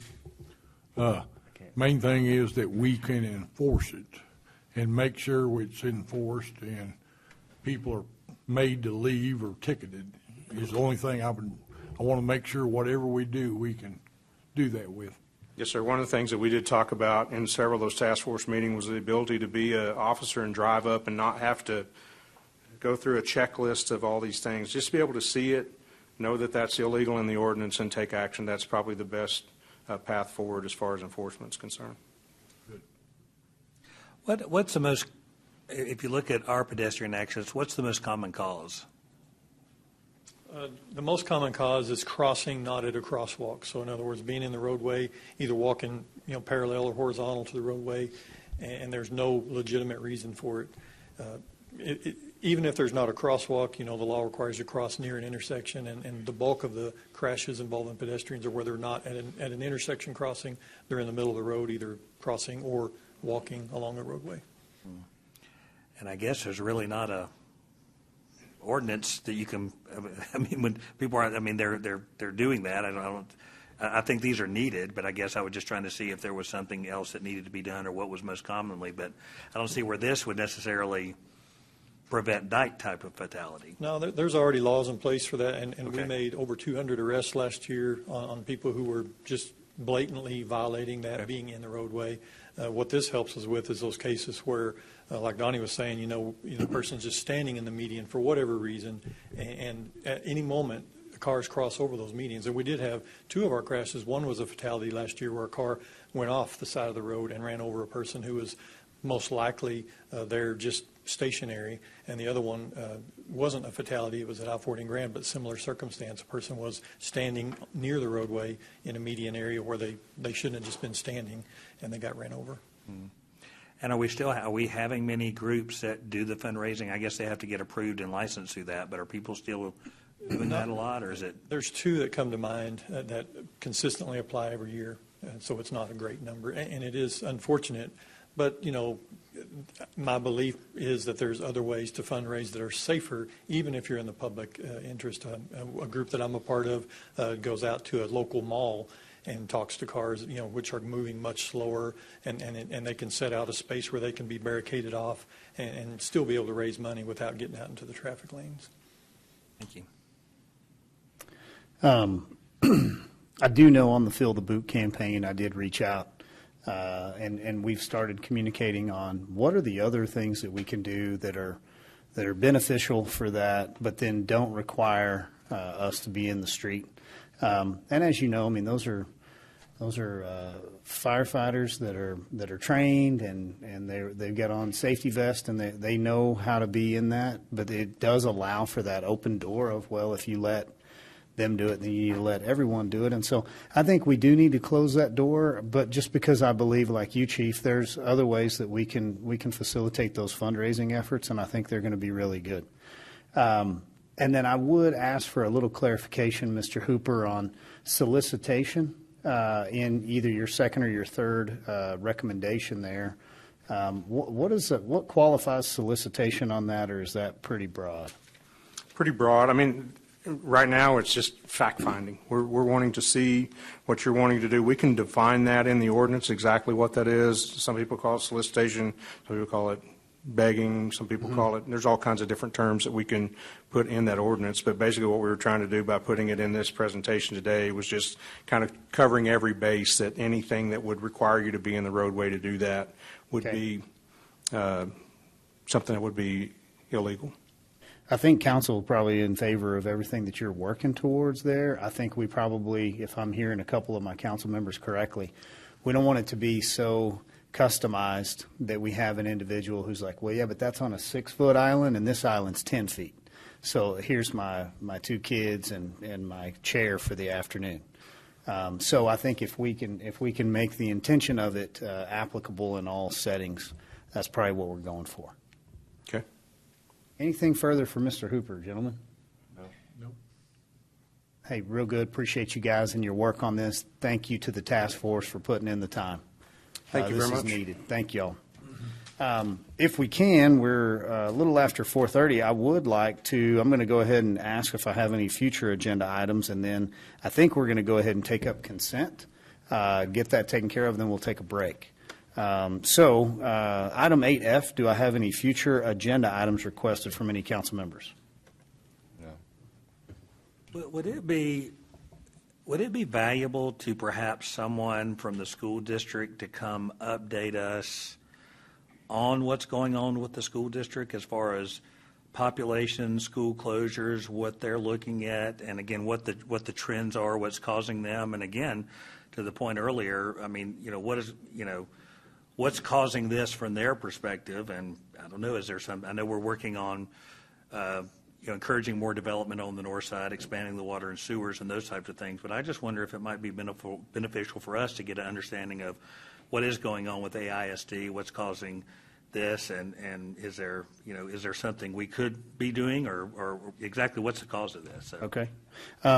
So I think in that capacity, I would just see, and staff could lead me a different direction if you'd rather, but in the way in which we, council, just want to make sure that we're available to all of our school districts and could accommodate something here if we wanted to have a discussion in public and maybe educate or talk about different options, we could do that here. I don't know that we would direct staff to take any action on anything to reach out to the school district, though.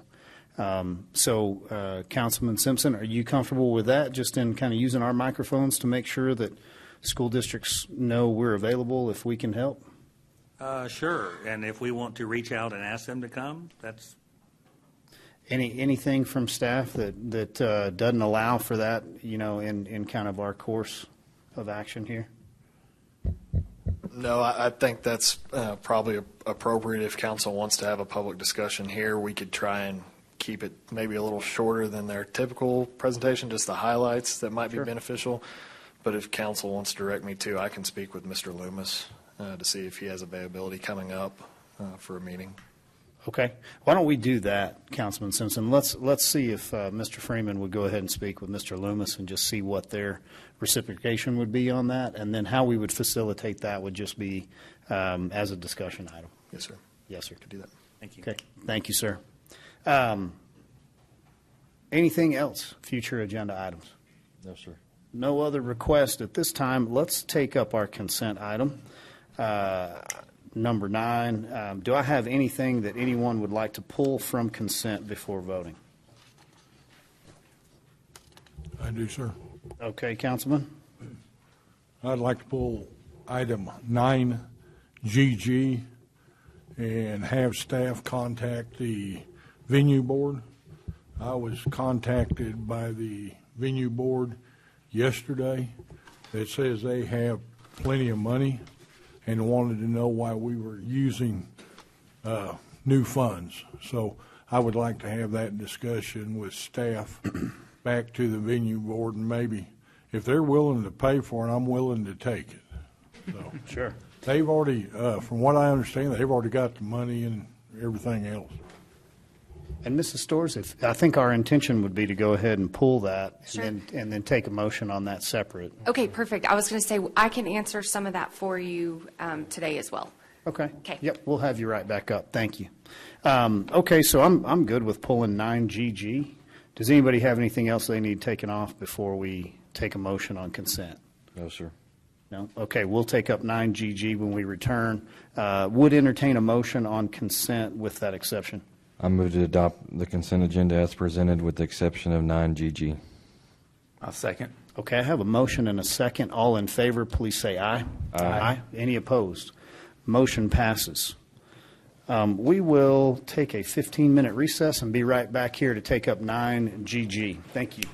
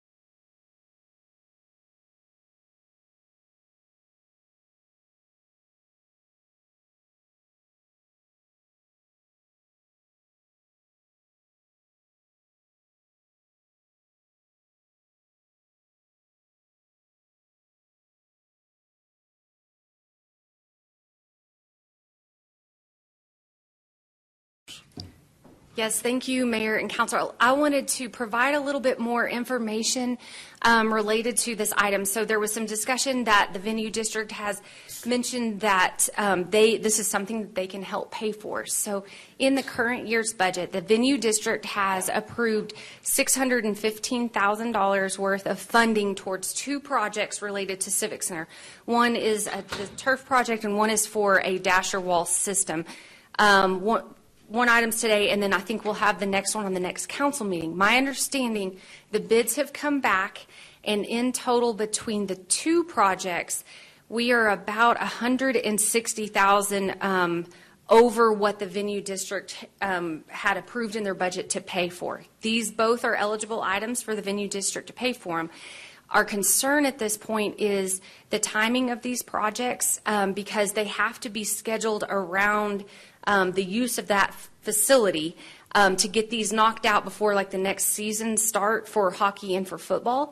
And so we don't want to do anything, if possible, to delay these projects. What we have we've figured out as an option is there's a couple of other Civic Center projects that have just completed, and there's a little bit of extra money left over that was not spent in those projects. We could pull that money to cover this overage and then work with the venue district to refund those amounts. With the venue district, it would take a full budget amendment to cover the overage at this point, and a budget amendment looks like going in front of the venue district board, which we can do. We have a meeting in March, but we can always call a special meeting. But then it goes to Potter County for their approval, and then it comes to you all for approval as well. So there's just a process. It's not a problem at all. We can certainly do it. It's just more of a timing aspect that we were a little bit concerned with, and so we wanted to go ahead and bring these projects forward and see about using some of the city hot dollars that were left in a couple of Civic Center projects that have just completed, and then we could work on a budget amendment after that. So can I answer questions on that, or hopefully that helps clear up a little bit of I would be satisfied as long as they're willing to go ahead and pay that back to us. All right. I mean, whenever we have, but I would like maybe in the future that we look far enough in advance that we're able to, and I know everything, we can't foresee the future, but if at all possible, look at where there's other funding, that money is already there, instead of taking out of a budget item that we might be able to spend elsewhere. Absolutely. I certainly can work on that, and we've been working hard to navigate some of these bids as they're coming in, because as y'all know, you're kind of seeing a pattern on certain things. We've got a good estimate in, and then when we get bids in, they're coming in over. So we're trying to work through navigating that. And I'll make sure that we work with our Civic Center team as we present those items to Venue District going forward. Maybe we give a little bit more cushion on those to allow if there's overages, so we don't have to go through an amendment of any type. Okay. Okay. Mr. Mayor, I would like to go ahead and approve item 9GG with the understanding that the venue district will repay those overcharges or those overpayments we're going to make. Second. Does that? Yes, sir. Did I say that right? I believe so. I think we have what we need. Do I have any further discussion on that item? Okay, all in favor, please say aye. Aye. Any opposed? Item passes with a 5-0 vote on item 9GG. Can I get a clarification? Who seconded that? I did. Thank you. Okay. That will take care of all of our consent. So, Mrs. Laura Storrs, if you want to come back up, we're going to move to non-consent. Item 10A, we have a consideration. Yes. Okay. Let's see here.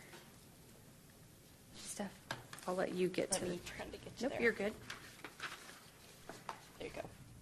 All right, so before you on item 10A and item 10B, I've got them combined into one presentation here. And so this is actually starting the process for a couple of debt issuances that we discussed heavily during the budget workshop this year.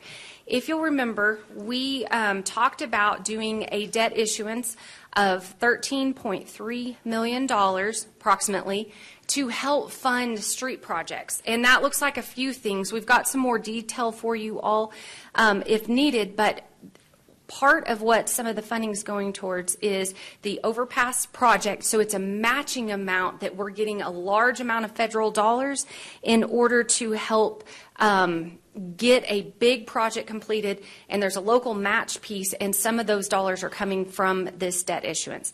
Also, as a reminder, Council approved to actually lower the tax rate, the property tax rate, from what the maximum amount you all could move forward with to capture about $1 million in annual funding that we would need to pay for the debt service on a $13.3 million debt issuance for street projects. So wanted to make sure that you all remembered that what that looked like, and I know we're going to be talking decimal points, but it was about a little over half a penny that was not taken forward in the property tax rate to our citizens, but held back so you all didn't capture that amount that you could have, knowing that you're going to need that to pay for this debt issuance going forward. So the way this works is we go ahead and issue the debt this year, but your first payment on a debt issuance like this would not occur until next fiscal year.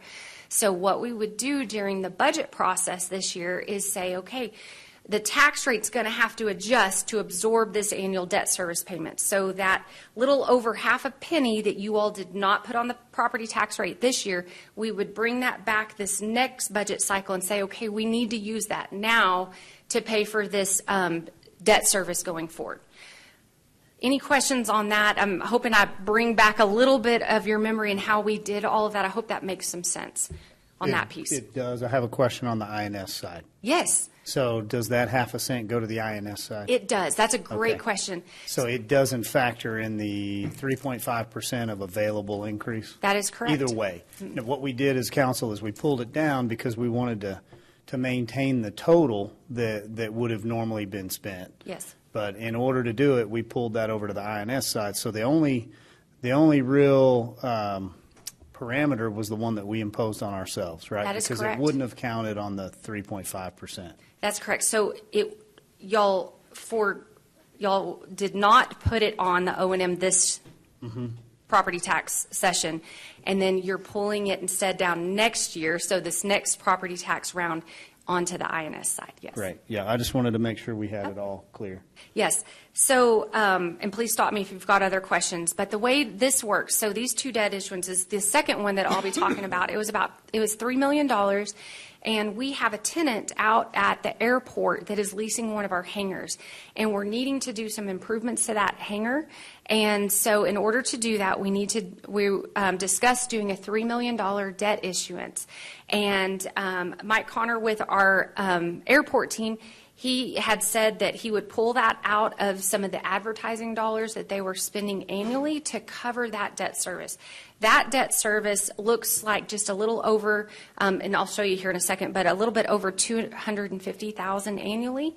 And so it would be a net zero amount to the airport. They would just be foregoing some of the advertising dollars that they had used historically. We do have a long-term tenant in that hangar, and we have a lease with them, and we receive annual lease payments from them. And so, but the hangar is owned by the airport, by the city of Amarillo, and so this would be an improvement that would actually improve our asset that's on our books. So we're talking about two debt issuances here, and it's items 10A and 10B. And all we're doing today is the first step in potentially doing a debt issuance that are certificates of obligation. So state law requires that the first step we do is we come to council and have you all consider a resolution. So there's two resolutions, one for each. And the resolution just authorizes us to advertise in the newspaper and on the city's website that you all are planning to issue certificates of obligation, the amounts, what it's for, when you're going to meet to discuss this. All that information is in the advertisement. we would, if these are approved today, we would have these post in the Amarillo Globe News this Friday and then the following Friday, and it'll be out on the city's website all the way until the meeting occurs. So with that, I'm going to kind of talk about both. You all stop me at any point if you have questions on either, and I'll just give you a quick summary kind of what this looks like. So again, here's some information. There are two different debt issuances because they're for two different purposes. The first one, as I mentioned, would be a $13.3 million deposit into the project fund. So when you look at the advertisement, it's going to say you're going to issue certificates of obligation not to exceed $13.5 million. That allows for a little bit of wiggle room as the sale occurs, but the plan is to get $13.3 million deposited into a fund that we can use for street improvements. This will be a tax-exempt debt issuance, and I'll show you what that looks like here in just a second because the interest rate's a little bit lower. The next one, and it'll have a 20-year amortization, and after 10 years, we could look at refinancing if we had like a better interest rate that was occurring at that point in time. The second one is the Combination Tax and Revenue Certificates Obligation Taxable Series 2024. So this one is different. It would be a tax, instead of being tax exempt, it would actually be a taxable series because we are generating revenue off of the facility that we are issuing the debt to improve, if that makes sense. So when I show you that slide here in just a second on the estimated interest rates, you'll see the interest rate on the taxable one is a little bit higher than the tax exempt one. And again, as I mentioned, this one is would be self-supporting within the airport fund, and it would also have a 20-year amortization with a 10-year optional redemption. So if we could achieve a lower interest rate at that time, we could certainly discuss it in 10 years. So on our timeline, the proposed sale date would be Tuesday, March 26th. So that's the second council meeting in March. And then we would close and actually receive the funds on April 25th. And that meets the timelines from a capital project standpoint on starting the street projects and also starting the airport hangar improvements.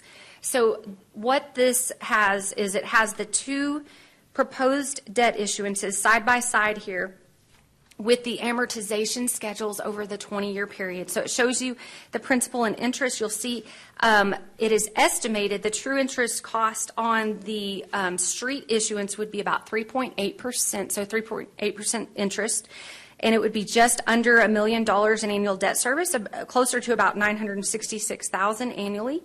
And then over on the right, you'll see for the $3 million debt issuance for the airport, it would have a true interest cost of approximately 5.65% interest, and those annual debt service payments would be about $250,000 to $260,000 each year. And these have a little bit of cushion built into them just based on interest rate movement between now and when the proposed sale would be in March. So this slide just outlines kind of we would have the use of the funds. Down below, you would see there's a cost associated with the issuance. Then you have a deposit into each of the project funds, the $13.3 million and the $3 million for the airport hangar, and then your total amount or possible amounts of these debt issuances. This is just one more look at kind of the timeline we would have to do to issue these two certificates of obligation. So today we are asking you all in item 10A and item 10B to consider two different resolutions to advertise. All we're doing at this point is posting an advertisement in the newspaper to start the process. It does allow citizens, if they have a concern about this, there is a petition process that can take place, and they can present it to City Council, which could have you all take a different direction or potentially have you all put it on a bond election instead. So state law outlines this entire process. You have to have it at least 45 days, an advertisement at least 45 days before the bond sale, and it has to be advertised twice. in a newspaper and on the city's website. So today's council meeting would be approval of the resolution. This Friday, January 26th, would be the first publication of the 2 notices. And then Friday, February 2nd would be the second publication of the 2 notices. And they would be also on our city website the whole time. Then on Tuesday, March 26th, we would do 2 sales. We would do a negotiated sale for the taxable series because it's so small. And then we'd have a competitive sale. We'd go out to market on the tax exempt certificates on the 13.3 million ones for streets. We would get all of those bids in, and then we would bring them to you all at the council meeting at 3 p.m. and have you consider if you want to proceed with those sales. If you do, then on Thursday, April 25th, we would close and we would receive the money in our bank, and we would start moving forward with construction projects. And then this last slide is just showing you some interest rate history. It's very fascinating because we've been in a period of rising interest rates. They have started coming down a little bit. But you will see historically, we're still in really, really good shape from an interest standpoint on these tax-exempt interest rates. And again, the taxable ones are slightly higher. But this goes all the way back to 1961. So it's just interesting information here. Are there questions? Whoops, sorry. Are there questions I can answer? And we can talk about these separately or together? Yes. Yes, I just have one question and a statement. So can you kind of just tell me the dollar amount of when it becomes taxable or tax-exempt bonds? So it's related to what you're using the proceeds for. So if you're using it for some government-type purpose where it's for us to provide some sort of a service, so streets, right? So that's you normally paid for with taxes. It's tax-exempt. If you're issuing debt for a purpose that you are also receiving some sort of money for, so it's more like a business type transaction where if we have a hangar that we own out at the airport and we're leasing it to somebody, so we're making money on it annually from that lease, that disqualifies it from being tax exempt. So then it becomes a taxable debt issuance. I got you. Yeah. And then my only statement would be is whenever we put out notice for the street projects, if we could do that on social media as well and explain to the citizens what all's coming, what projects they're getting, and just kind of line that out so everybody, just full transparency on that. Absolutely. Yeah, that's a great suggestion. Yes. Can I follow up on that real quick before we do a question over here? Yes. Taxable. So the monies that are being borrowed are being taxed? So so it's on the bond purchaser's side, right? So they get a tax-exempt amounts on, let me see how to explain this best. So the lender. So, yes, it's the lenders are working with groups of people to buy the bonds from them. And so if they buy a tax-exempt bond, they don't get as big of a yield on their return because they can take it as a tax exemption through their income taxes. If it's taxable, they cannot do that, so they demand a bigger yield on their interest that they're earning. Just to make it clear, we're not paying sales tax, Nope. so to speak, Or or property tax taxes. Yeah, that's on correct. Or on income borrowed taxes. money with our with what we're borrowing. Yes. The interest rate is what fluctuates Yes. based on the cost of that money. Yes, to the bond purchaser. Right, on the lender side. On if the we lender say it side, that yes, way. sir. Yep. So that's why you have a difference of 3.4 to 5.5. Yes, right? that's correct. So your percentage and interest rate is the difference of whether they get a tax exemption status or not. Yes, thank you. Then no sales tax or no actual tax going out, at the city's expense. That It's is just correct. the interest rate. Okay. Yep, it's just what dictates that interest rate. Yes, that was a great way to put it. Me and Kraft are always learning up here. We just want to make sure we got this right. I was going to say, I'm going to bring you guys along with me to help explain this stuff going I forward. know Y'all are everybody doing else in great. here already knew about all that, but I appreciate y'all giving us a second. So, questions on this side? Nope, I'm good. Oh, I'm sorry. I'm just clarification. Yes, I know sir. when we were going through budget and we were talking about this hangar Yes. at the airport, Yes. we were going to have the tenant extend the lease a number period of years, that we would make sure basically through the lease agreement, they would actually at some point in time be the payers Is that still correct? Did we get that done? Yeah, exactly. The lease was already, and Floyd could come up here, he's got the stats for me on this, but it was already a pretty long-term lease that I think was already essentially securing exactly what you were asking for without us renegotiating. But I'll let Floyd talk a little bit about that as well. That's a great memory. But yes, the lease that we're talking about is with the International Coating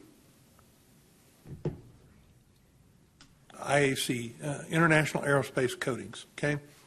And they have a lease. The original lease expired in 2024, so we're in the last year of the lease, but it is renewable for 2 5-year windows for the 10-year window, and they are open to that. So the existing lease is for 10 more years to 2034. Now, that's subject to renewal. So, but that comes in at right now at $500,000 a year annually lease. And so those revenues will be equated with this payment as we move forward. So basically, we would be getting our payback through our lease process, correct? Right. And that, yes. And the dollars we're spending now will actually be coming back to us, correct? Yeah, in the big budget, in the 10-year window. there's a correlation between this payment and that revenue. Okay. I just wanted to make sure the citizens understood, yes, we're borrowing money, but in the long term, we're going to be getting a lot more money back. I just think the citizens need that we were working this to the best ability to our advantage. It also has a 3% increase each year from the current $500,000. Thank you.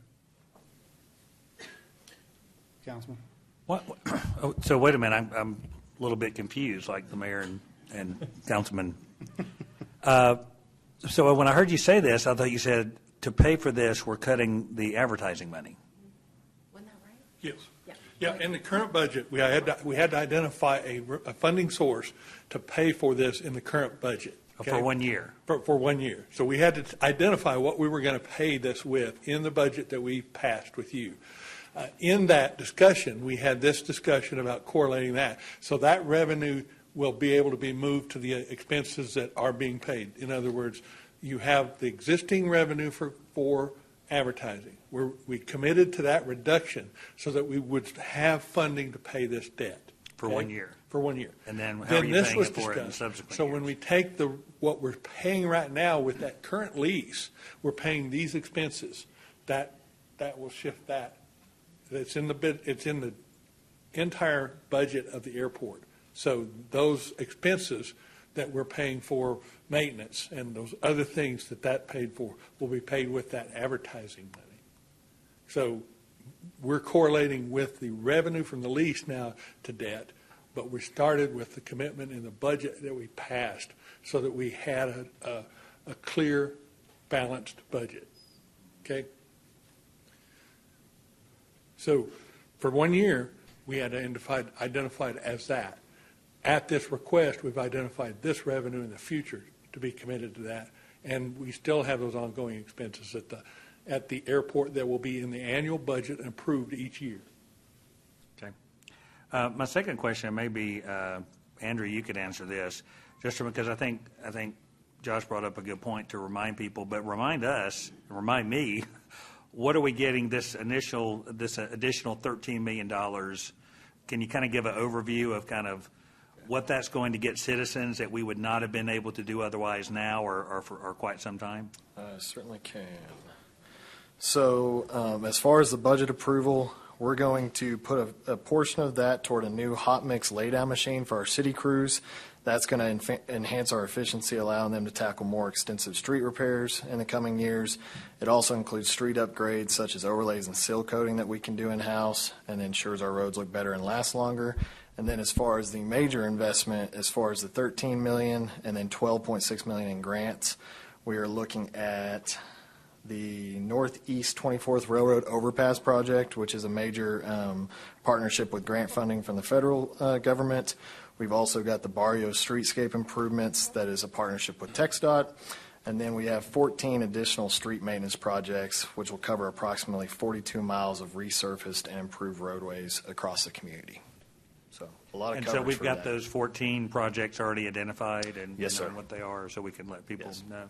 I appreciate that. Yes, sir. Well, as mentioned much earlier in public comment, I mean, being adverse to debt, I mean, we are kind of adverse to that normally, but when we look at the amount of how far we are behind on infrastructure, there's just not going to be any way that we can catch up on it other than doing projects like this if we're going to get where we need to go.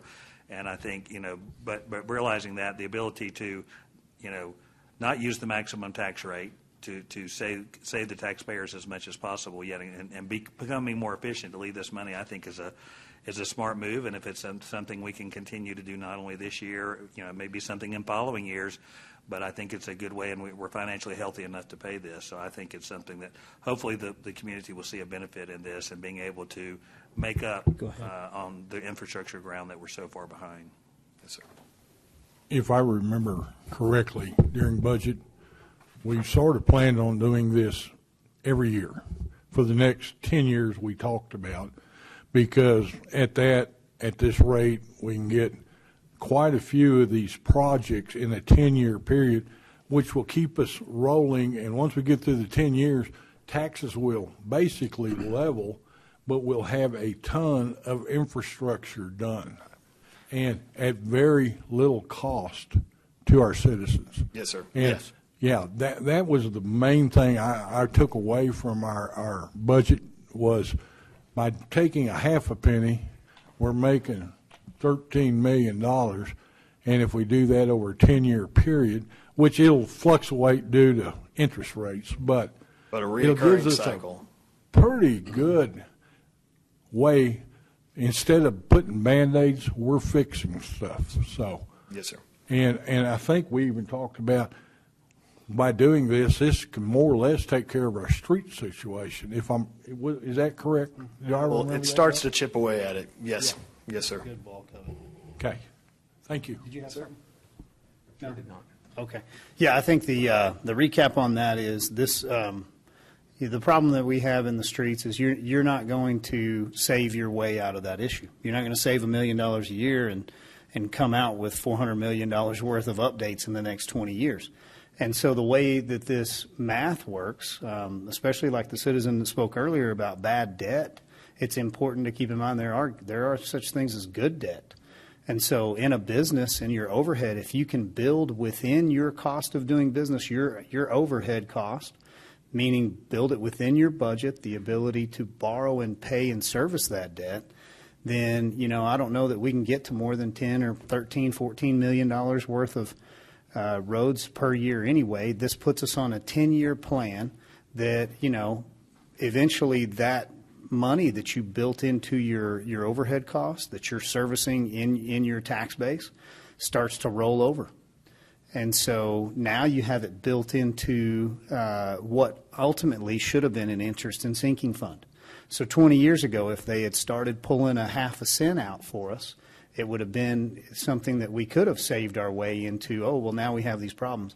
All it is a tool, it's a mechanism. And so hopefully citizens can see that it's not bad debt and it's not living outside of your means. So, but once again, thank you for running us down through that. Do I have any further questions for Mrs. Storrs? No, sir. Okay, we have two, item 10A and 10B, that we've been given presentations on. Would ask for a motion on 10A. I move to adopt resolution number 1-23-24-3. Second. I have a motion and a second with no further discussion. All in favor, please say aye. Aye. Aye. Any opposed? Motion passes. Item 10B. Would ask for a motion. I move to adopt resolution number 1-23-24-4. Second. Okay, I have a motion from place one, a second from place four. Any discussion on this one? All in favor, please say aye. Aye. Any opposed? Motion passes. Item 10C is a public hearing. We are going to ask Mr. Brady Kendrick to come up here and take us into this one. Good evening, Mayor and Council. 10C is a Public hearing and first reading to consider the rezoning of a 5.26 acre tract of unplatted land in Potter County, Texas, in the vicinity of Hastings Avenue and Broadway Drive, and the applicant is OJD Engineering LLC. And the applicant is requesting this change to develop the tract with single-family detached homes on 0 lot lines that have a reduced lot area, and they'll be rezoning from R3 to a planned development for this request. And the Planning and Zoning Commission found that the request does not conform with the future land use map, but would conform with the neighborhood unit concept of development. And the applicant's tract is located at the southeast portion of this section of land, adjacent to an area that will likely in the future develop with non-residential land uses. So given this location, the commission felt that this transitional zoning with a higher density single-family product would potentially be an appropriate transition in zoning for this area, and felt that the request was appropriate in this way. Regarding the future land use map category, it is rule for this area. I will mention that since the map's adoption, the vineyards was not in existence at that time. So given these changing zoning and development patterns in this area, the commission felt that the deviation was warranted, as the applicant's request they felt did conform with what's been established out there as part of the vineyards neighborhood. The applicant's proposed design would comply with moderate density standards outside of the just mentioned lot area. And the proposed lot areas range in size from 3,915 square feet to 7,716 square feet, with an average lot size of 4,972 square feet. And if you were comparing this to if they were to just do all 5,000 square foot lots as typical, it's just a net increase of 1 lot. So this is not really creating a increase in density that would be of concern to staff. And the applicant will be providing 20-foot front yard setbacks instead of the typical 15, which should help mitigate those potential visual impacts from smaller lots. We did send public notices on this request as required by state law, and we did receive 1 comment in opposition to the request, and that commenter expressed concern that the smaller homes and lots would promote them becoming rentals, that they felt could become a nuisance to the neighborhood and would be out of character with the area. And a concern about impacts to property values was also expressed. Given the just mentioned, the Planning and Zoning Commission did recommend approval with a 6-0 vote on this item. Mr. Kendrick, we appreciate that presentation. Any questions for Brady? Okay, thank you, sir. At this time, we'll open a public hearing. Do I have anyone here that would like to speak for or against this item? I just have one question, and it's simple. Come on up. Where is this? Oh, It's up here on some of the maps and stuff. Brady. Sure. Let me. So this is up at Hastings and Broadway, north side of the city. Hastings and Broadway is the intersection there at the bottom right of the screen. I know where it's at. Just not too far from the vineyards. That's great. Yeah. Thank you, sir. Okay, seeing no one that would like to speak on this, we will close our public hearing and would ask for a motion. I move to adopt ordinance number 8112 as presented in the agenda. Second. I have a motion and a second. Any discussion on this, gentlemen? No. All in favor, please say aye. Aye. Any opposed? Motion passes. Mr. Kendrick, you're up on item 10D. 10D is a public hearing and first reading to consider an ordinance rezoning a 26.23 acre tract of unplatted land in Randall County, Texas, in the vicinity of Arden Road into Saxon Way from Residential District 2 to Residential District 3. And the applicant is Furman Land Surveyors, Inc. for PW Investments Limited. And the applicant is proposing this change to develop this area with single-family homes that meet R3 zoning standards, and this is in the Hillside Terrace subdivision. In the request, when looking at the future land use map, it is single-family in nature. However, this request is a slightly denser zoning than the future land use map calls for, but it does conform with the neighborhood unit concept. And you all will probably recognize this piece of property. This is a property that we are buying a portion of as the city for that sewer remediation project. So that would leave approximately 14.8 acres that the developer will actually be developing at this time with this tract. Regarding the differences between R2 and R3, the biggest change is the front yard setback. It reduces to 15 feet from 25. And also lot area is a reduction of 1,000 square feet from 6,000 to 5,000. And lot coverage does increase to 65% from 45%. So those are some of the key differences between the two districts.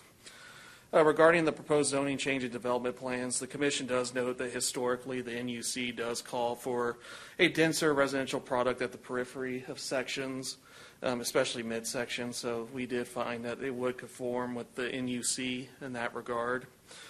And we get that recommended transition as the interior of Hillside Terrace is zoned R2 and in some cases R1. And regarding the departure from the future land use map, the commission is of the opinion that such is warranted given that existing zoning and development patterns in the area, that the request would be a continuation of, is already trending that direction, as well as the majority of this area has developed in a denser nature than the future land use map calls for. So really a deviation in this area has already occurred. Public notices were sent on this one as needed, and 5 comments were received. 4 were just general inquiries, just asking what the notice was about, didn't express further comment. 1 was in opposition, and that primary concern was increase the property values and traffic in this area if there were an increase in the number of lots allowed. Given all that, the Planning and Zoning Commission did recommend approval of this one as well with a 6-0 vote. Thank you, Mr. Kendrick. Any questions for Brady? Okay, at this time, we'll open a public hearing. Do I have anyone here who would like to speak for or against this item? We'll go ahead and close our public hearing and would ask for a motion. I'll make a motion. We accept ordinance number 8113 as stated. Second. I have a motion and a second. All in favor, please say aye. Aye. Any opposed? Motion passes. Item 10E is our last public hearing with Mr. Kendrick. 10E is also a rezoning and a public hearing to consider a rezoning of a 1.93 acre tract of unplatted land in Randall County to rezone from Residential District 3, the moderate density district in the vicinity of Union Square and Town Square Boulevard in the Town Square subdivision. And the applicant is Furman Land Surveyors, Inc. for Pega Development, LLC. And this change of zoning is being requested to develop this tract with 20 attached townhomes. It is noted that the Town Square development is a unique area in that you have a mixed-use center within the section, which is not typical for Amarillo. It's a fairly new concept for us, if you will. And typically that wouldn't conform with the NUC or the future land use map, but given the development patterns in this area, having this transition in zoning from that mixed-use center to single-family to the west, typically you would want something that's a little higher density between the two. So moderate density for townhomes in this case was a land use and zoning that the Planning and Zoning Commission felt was appropriate to establish for this tract of land, and it gets that called for transition that we would typically like to see. And given that, we did send notices on this request as well, and we did not receive any comments on this request.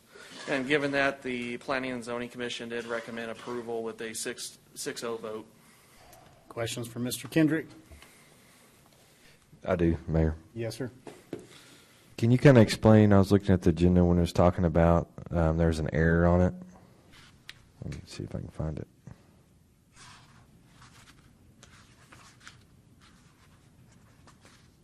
It was zoned R3 in error. Oh, so initially, let me go to the screen.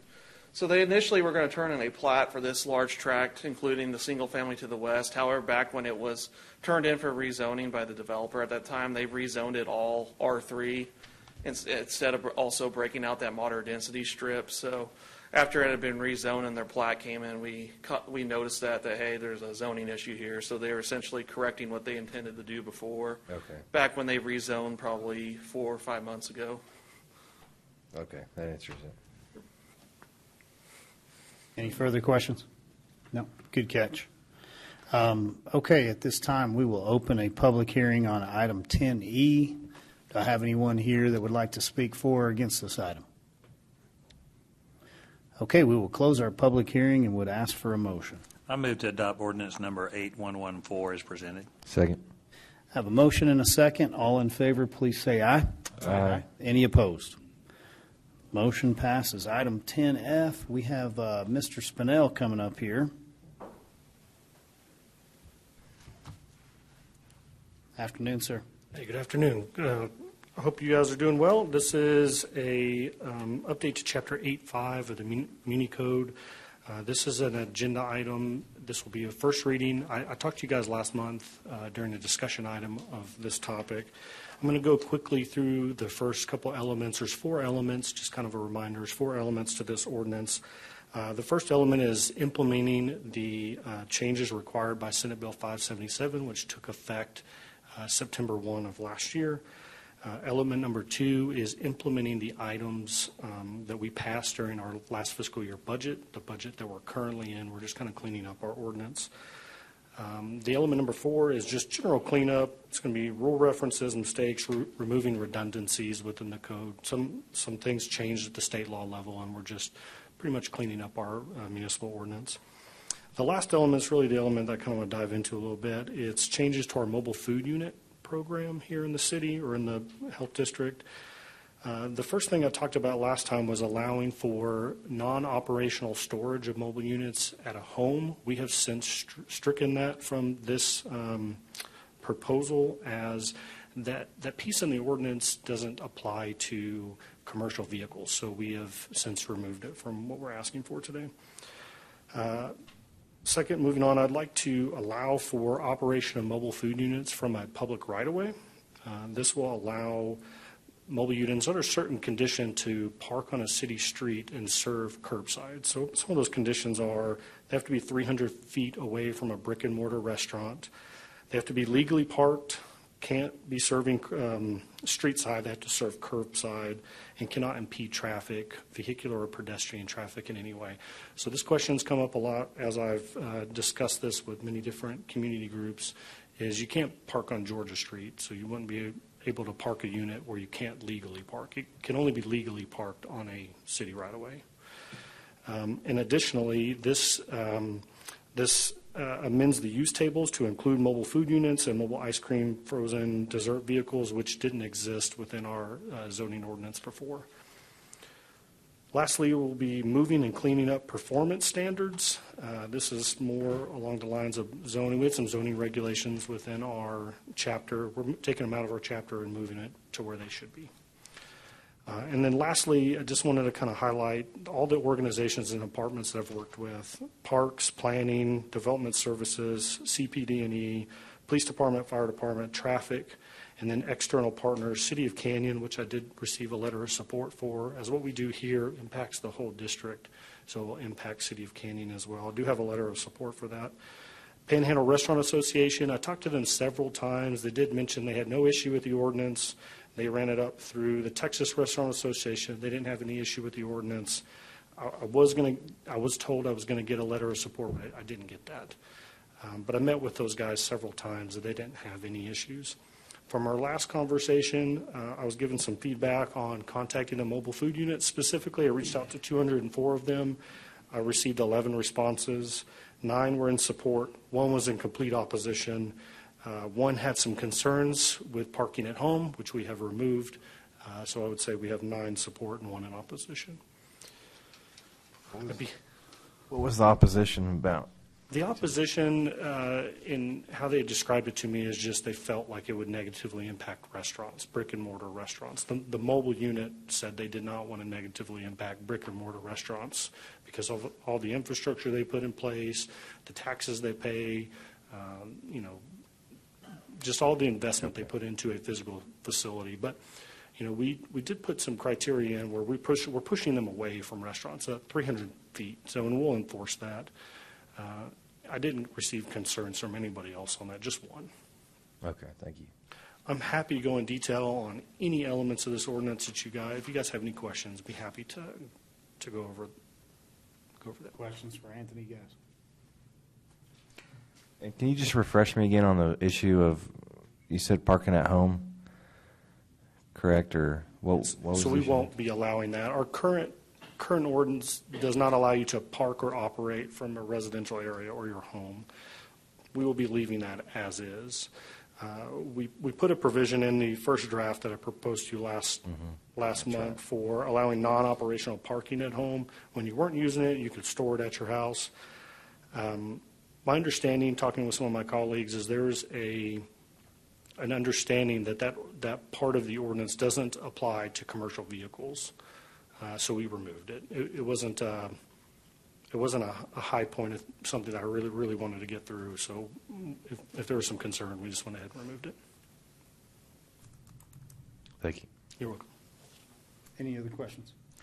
Is there, two questions. Is there anything in here that you would expect maybe once it's implemented to maybe get a little resistance on the other side of this? And then the second question is, for the stakeholders that are affected by this, how are we notifying them of the changes that we're doing moving forward?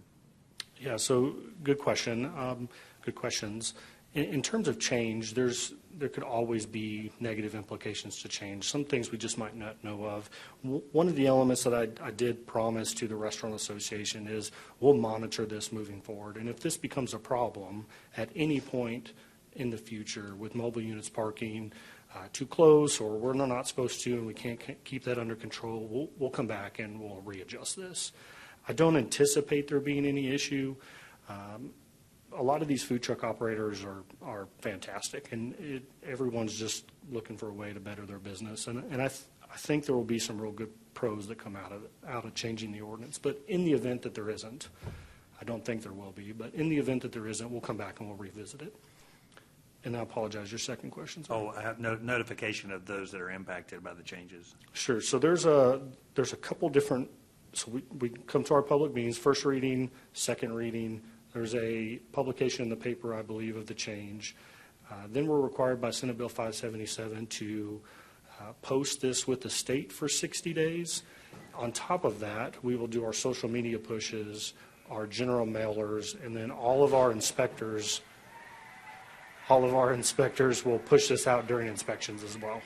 We're in constant communication with our operators. I mean, they'll get it 25 different ways. Good. Thank you. You're welcome. Okay, I think that's well explained. Thank you, sir. Thank you. Would entertain a motion on item 10F, guys. I move to adopt ordinance number 8115. Second. Have a motion and a second on item 10F. Any further discussion? All in favor, please say aye. Aye. Any opposed? Item passes.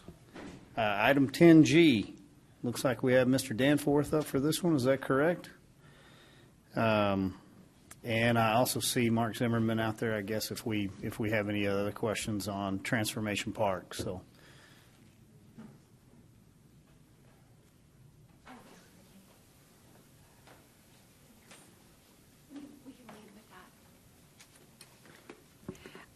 Mayor and Council, I wanted to just, before we have Jerry kind of talk about the project as a whole, I wanted to refresh your memory about our discussion from last council meeting and just kind of where all the funding for this project where all it's coming from. So our prior city council had authorized a total of $5 million in funding to go towards Transformation Park. About $1.2 million of that was associated with the ARPA funds.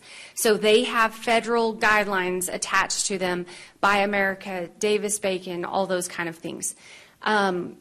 When we went out for bid on this project, the amounts came in higher than we had anticipated.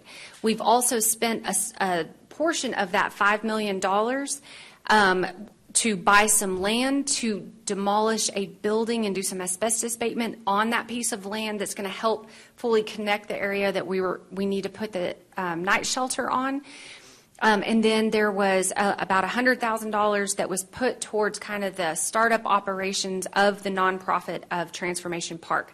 They are now operating, and they've also got grant money coming in and everything else, and have not asked for any further operating money from that standpoint. So we are looking, as discussed at the last meeting, we're needing about another $1.1 million to put towards this project. We have $300,000 in ARPA funding that we have identified can be shifted from other projects. Part is from the Prep Academy, which is Jason Riddlesberger's team, as they're trying to help transition some of our homeless population that are now going through housing to try to help transition them into the workforce. So he has said that he could put some of that ARPA funding towards this if needed. And then also Rich had some funding from the broadband ARPA money that he identified that could also go help fund this additional amount over for the night shelter for Transformation Park. So what that would mean is $300,000 would come from ARPA funding for the additional 1.1, and the other $800,000 we would ask would come as one-time funding out of the working budget. And again, that's what we had discussed this last council meeting. And I'd be more than happy to answer some questions on that, or I can hand it over to Jerry to kind of start talking through the construction side of this. I do have a question. Did Yes. you have something, sir? I did. Go right ahead. On the $300,000 that we've had kind of tucked away, is that the source of it? Those two sources? Yes, that is correct. Oh, yep. okay. That's Okay. correct. And on Jason's part, and I don't want to misspeak, so he can come up if he needs to, they had kind of a slow start in rolling out that program, and they decided to go a little different direction. And so all of the ARPA funding has to be committed by the end of this calendar year and spent by the end of 2026. And so he was willing to go ahead and shift some of that over here to help with this. It all goes together. Yeah, I just didn't realize that that's where it came from. I Yeah, thought it was we from those actually two. had some. Okay, Yep, thank you. that's a good question. Any Yes, other sir. questions for Ms. Laura? On the 800,000 Yes. you were talking about, do they got to have that funded right now? Yes. Or the reason why I'm asking Yes, sir. is if we don't have to have it right now, why don't we hold it back? We don't know if something else may come up. Yes. But I mean, we can earmark it, but I would rather pay sort of as we go, if possible. I don't know. And so our policy is before we can award a contract, we have to have funding secured. We could, if other funding came forward later, to your point, we could work with you guys to come back and say, hey, we had originally planned on, so we could earmark it, I guess you could say. And I guess we're saying the same thing in different directions. But yes, we could kind of earmark it, and then if some other funding comes forward, we could come back and inform you guys all of that, and then we could potentially reallocate some of that back. Because I know a lot of time we do these projects and we end up coming back giving you more money and more money. Yes, We ought sir. to be able to do it The other way. reverse way. Absolutely. So we'll task Jerry with that, so y'all can, yes, that would We be, might that'd have be great. discussion amongst us here to see if the rest of them are. Okay. I think that's a great policy we should implement, Jerry. Bring us back savings on every project. No pressure. No pressure. And Good also, discussion. as a reminder, Transformation Park, the nonprofit, has agreed to secure about a little over $1.5 million to fund the actual purchase of the cabins that will be part of the night shelter, and also to pay for all the furnitures, fixtures, and equipment at the night shelter. So they are actively fundraising now, and now that we have all these dollars in place, they are moving full force ahead to continue fundraising because they know they're on the clock as soon as this construction contract is approved. Okay. Yes, sir. It's okay. So if we approve this of the working budget, Yes. how much have we committed so far Yes, sir. in the working budget, and how much do we have for the remainder of the year? Yes. Okay, so we were working with $4.5 million. I'm going to do math along with you real quick. And so last council meeting, City Council authorized the approval of the Axon agreement, and we needed $1 million out of the working budget on an ongoing basis for that. So that left us at 3.5. And then if we need 800,000 out of this one, that puts us at 2.7. I'm sorry, I can't do math in my head. And then we had on the consent, I'm looking for Andrew. City Marshal, it was on consent? Okay. And then we had about 136,000, a one-time purchase of City Marshal vehicles out of the working budget. So that gets us down to a little over $2.5 million at this point in time. Less the 100,000 for additional condemnation that was Oh, on yes, consent? if everyone's in agreement on that one, yes. Mhm. And then we had some other items out on, and I can pull my list up, we had the animal management and welfare third-party agreement. The consultant is going to come in and review the facilities. That was for $36,000. We had discussed, and I saw everyone kind of was chiming in related to fire station number 14 and kind of the direction on that. So we were looking at $500,000 for a one-company station with the ability to expand in the future, and then potentially $2 million for a two-company station on that one. And I kind of heard some feedback about going ahead and I think building kind of the one company and then leaving room for expansion in the future.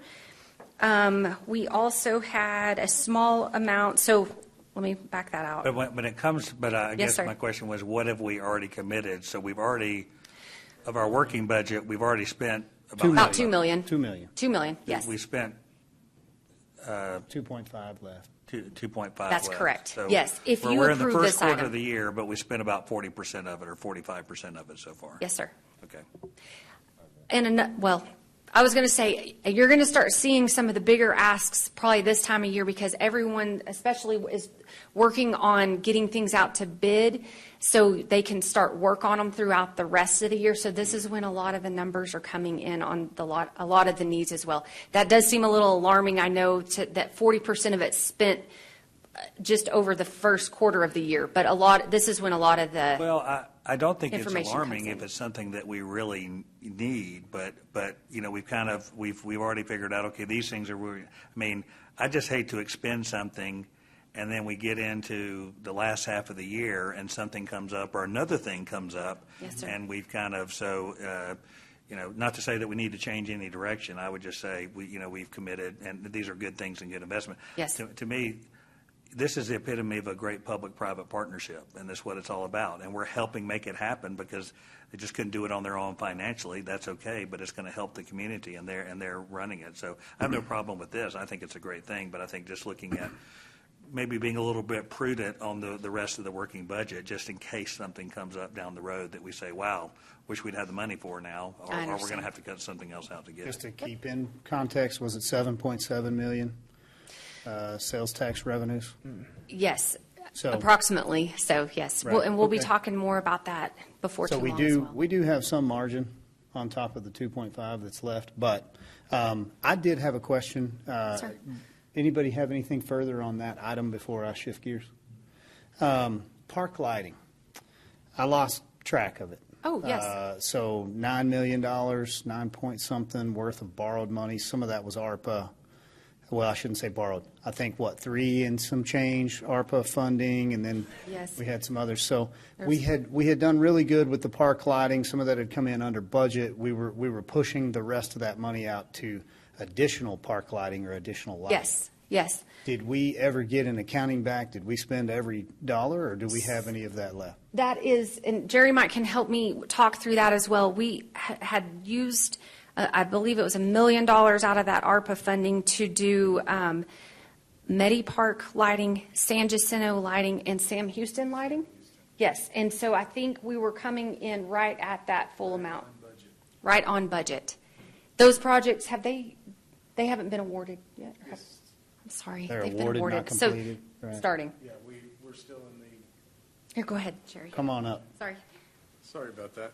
No, it has been awarded. We are in the phase working with our vendor on the delivery schedule and also our local contractor on when the boring contracts can begin. The first project to start will be San Jacinto Park, then Sam Houston Park, and then MediPark shortly thereafter. Okay. So generalize for me here. Any of the money that could be left over in that ARPA money that would be attributable to this cause? The budget that we had was, we brought the lighting project exactly in on budget. The additional monies, if you'll remember, was a bond project, and that was for 7.2 million or 7.5. I don't remember the exact number, but that actually came in right on budget, and actually we we ended up being 3 months ahead of schedule on that one as well. Okay. Well, I appreciate the history on it. I just have lost track of, Yeah. if we'd had any savings. I knew we did. I just didn't know if we had allocated it. Okay. Okay. Any questions for Mr. Danforth as it pertains to the construction side of this item? Nothing on construction, but so just to be sure, whenever this thing's done, I mean, what is the city going to own? The city's going to own the facility? Yes, that is correct. So the city owns the land at this point, and it's, as you recall, it's adjacent to the new transit multimodal facility. So the city will own the land, and the city will own the buildings that I guess are attached to the land. Less the cabins. The cabins will be owned by the nonprofit, but everything else, because there are big outdoor structures. There's a big outdoor area that people can go in, and they can essentially put their, they could put a tent up, they could put a sleeping bag out there. And there's also going to be some security locations, restrooms. Jerry, help me out here. And that's all going to be city-owned here. Fencing. We brought pictures. Thank you. Go ahead. Right picture. Yes, that's You keep the talking right them through picture. it. What you're looking at on the right, on the left-hand, or the top portion, that's actually the multimodal facility. To the right is going to be Transformation Park. A lot of the expense that you see on Transformation Park or the cabin community is actually the infrastructure that we have to build in place for that. A quick example, consider every one of the small cabins that you see identified there requires an individual 30-amp circuit. So when you start looking at this and realizing the size and scope of this, that's a lot of copper wire and a lot of panel boxes that's going to go in out there. The restroom facilities that you see located centrally in the cabins, those are built basically tamper-proof facilities that have high ratings on the fixtures that go inside there, so they're not easily damaged or destroyed. We took into account a lot of that. When you look at the building just to the south of the intake area, there's a large building that really wasn't part of the original scope, but as we talked about last week, that's a needed thing, and working with Jason and Mark on this, having a big open area that's available. No, Stephanie, if you'll right there, that building. When you get into that area, that's a place they can go in and pitch tents. They don't even have to pitch tents in there, but it's a big communal area, so people with PSD that has trouble with being enclosed spaces, a lot of them wouldn't want to be in a cabin, so we had to build something that would accommodate that. Of course, when we do that and they sleep in there, all of a sudden I've got an occupied space. So I got to put a fire suppression system in there. I've got to do heating in there. I don't have to do cooling, but we're doing heating and fire suppression in there just because of that kind of clientele that would go in that area. And then, of course, the front reception area. Around this entire property, we're doing an 8-foot tall CMU wall that encompasses that. So there's a level of privacy, and also we maintain any debris or anything like that, nothing blows off the site. We keep that neighborhood as clean as we can. I know that we've had a lot of people that have come by that live in the neighborhood, and they're very appreciative of what we've done for the multimodal. Once they've seen what we're doing on this, they're very engaged on that and are excited about that as well. So we have seen a lot of positive comments from people that just stop by the construction site. The other thing that we've done is we have roll-off dumpsters there so that we can keep that area as clean as possible and access to the 6th Street. Fire lanes coming through. So in this construction project, Mayor Stanley understands this as well as anybody, we did take the one alternate, which takes the asphalt out and puts in a concrete. If we do asphalt, we'll probably be back in there rebuilding it within the next 10 to 15 years. Concrete, it's going to be there. We had to do some additional underground work as far as storm drainage. We have underneath of this site is a main storm drain that runs down through there. We have to tap into that. We had to change the grading on that site to accommodate this because originally this was all part of the multimodal project. So making this fit on that side, it changed up a lot of the construction and the grading issues that we had on there as well. Stephanie, can you go back through some of the building photos? These are very close looks at what you're going to be looking at when this is built and completed. You see we have a lot of shaded areas. Next one. We took into account, you see the cabins there and the close proximity to a lot of the features that this has. Next one. We had to take into account a lot of the clients that Mark and Jason will be dealing with. They have pets. They won't come into a facility or abandon their pets, so we had to build something that would accommodate them as well and make that make that both sanitary and safe. The next one. Let me go back the other way. Okay. There. This would be the reception and intake area that you're looking at. We built this and designed it, or did the design so that we could accommodate a couple of things that they brought up to us. You see there's actually a metal screening area and potentially an x-ray area. That equipment will come in at a later date. It's not part of the original construction project, but everything's built to accommodate that when it comes in the future. So that kind of gives you a quick look at where we're at. A lot of the challenges, like Laura said, once we had to meet federal standards, that typically impacts construction projects at a rate of about 15%. So with our additional scope and with that impact, that's the reason you saw this come in a little bit over budget. Now, Jerry, with us owning these facilities, we're responsible for maintenance. Is that correct? Correct. Okay. And with that thought process in place, we took a lot of care in making sure we were going to be able to maintain this facility. What's the estimated cost of maintenance a year? On this, the way that we have it designed, it depends on what you're, Mr. Sherlin, it depends on what you're asking for maintenance. From a mechanical, electrical, and structural, we're not looking at much as far as maintenance. Now, as far as the utility costs, I really don't have that number because it can vary greatly with the number of people that are actually utilizing the cabin facility. Like I said, you're looking at a lot of 30-amp circuits that are sitting there. When somebody's using a cabin, let's say, and I guess they can have it for whatever period of time, when they're ready to leave there, are we going to make them clean it up and bring it back up, or what are we going to do? Actually, I'm going to let Mr. Zimmerman answer that because he's going to be running the day-to-day operations.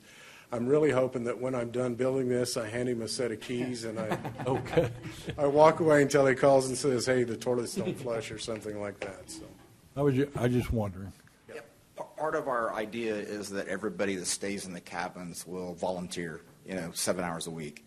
And with certain areas like maintenance, landscaping, and with the thought of job training in mind. And so basically what LA told us when we were in LA was it's about an hour and a half turnaround because everything is plastic and washable.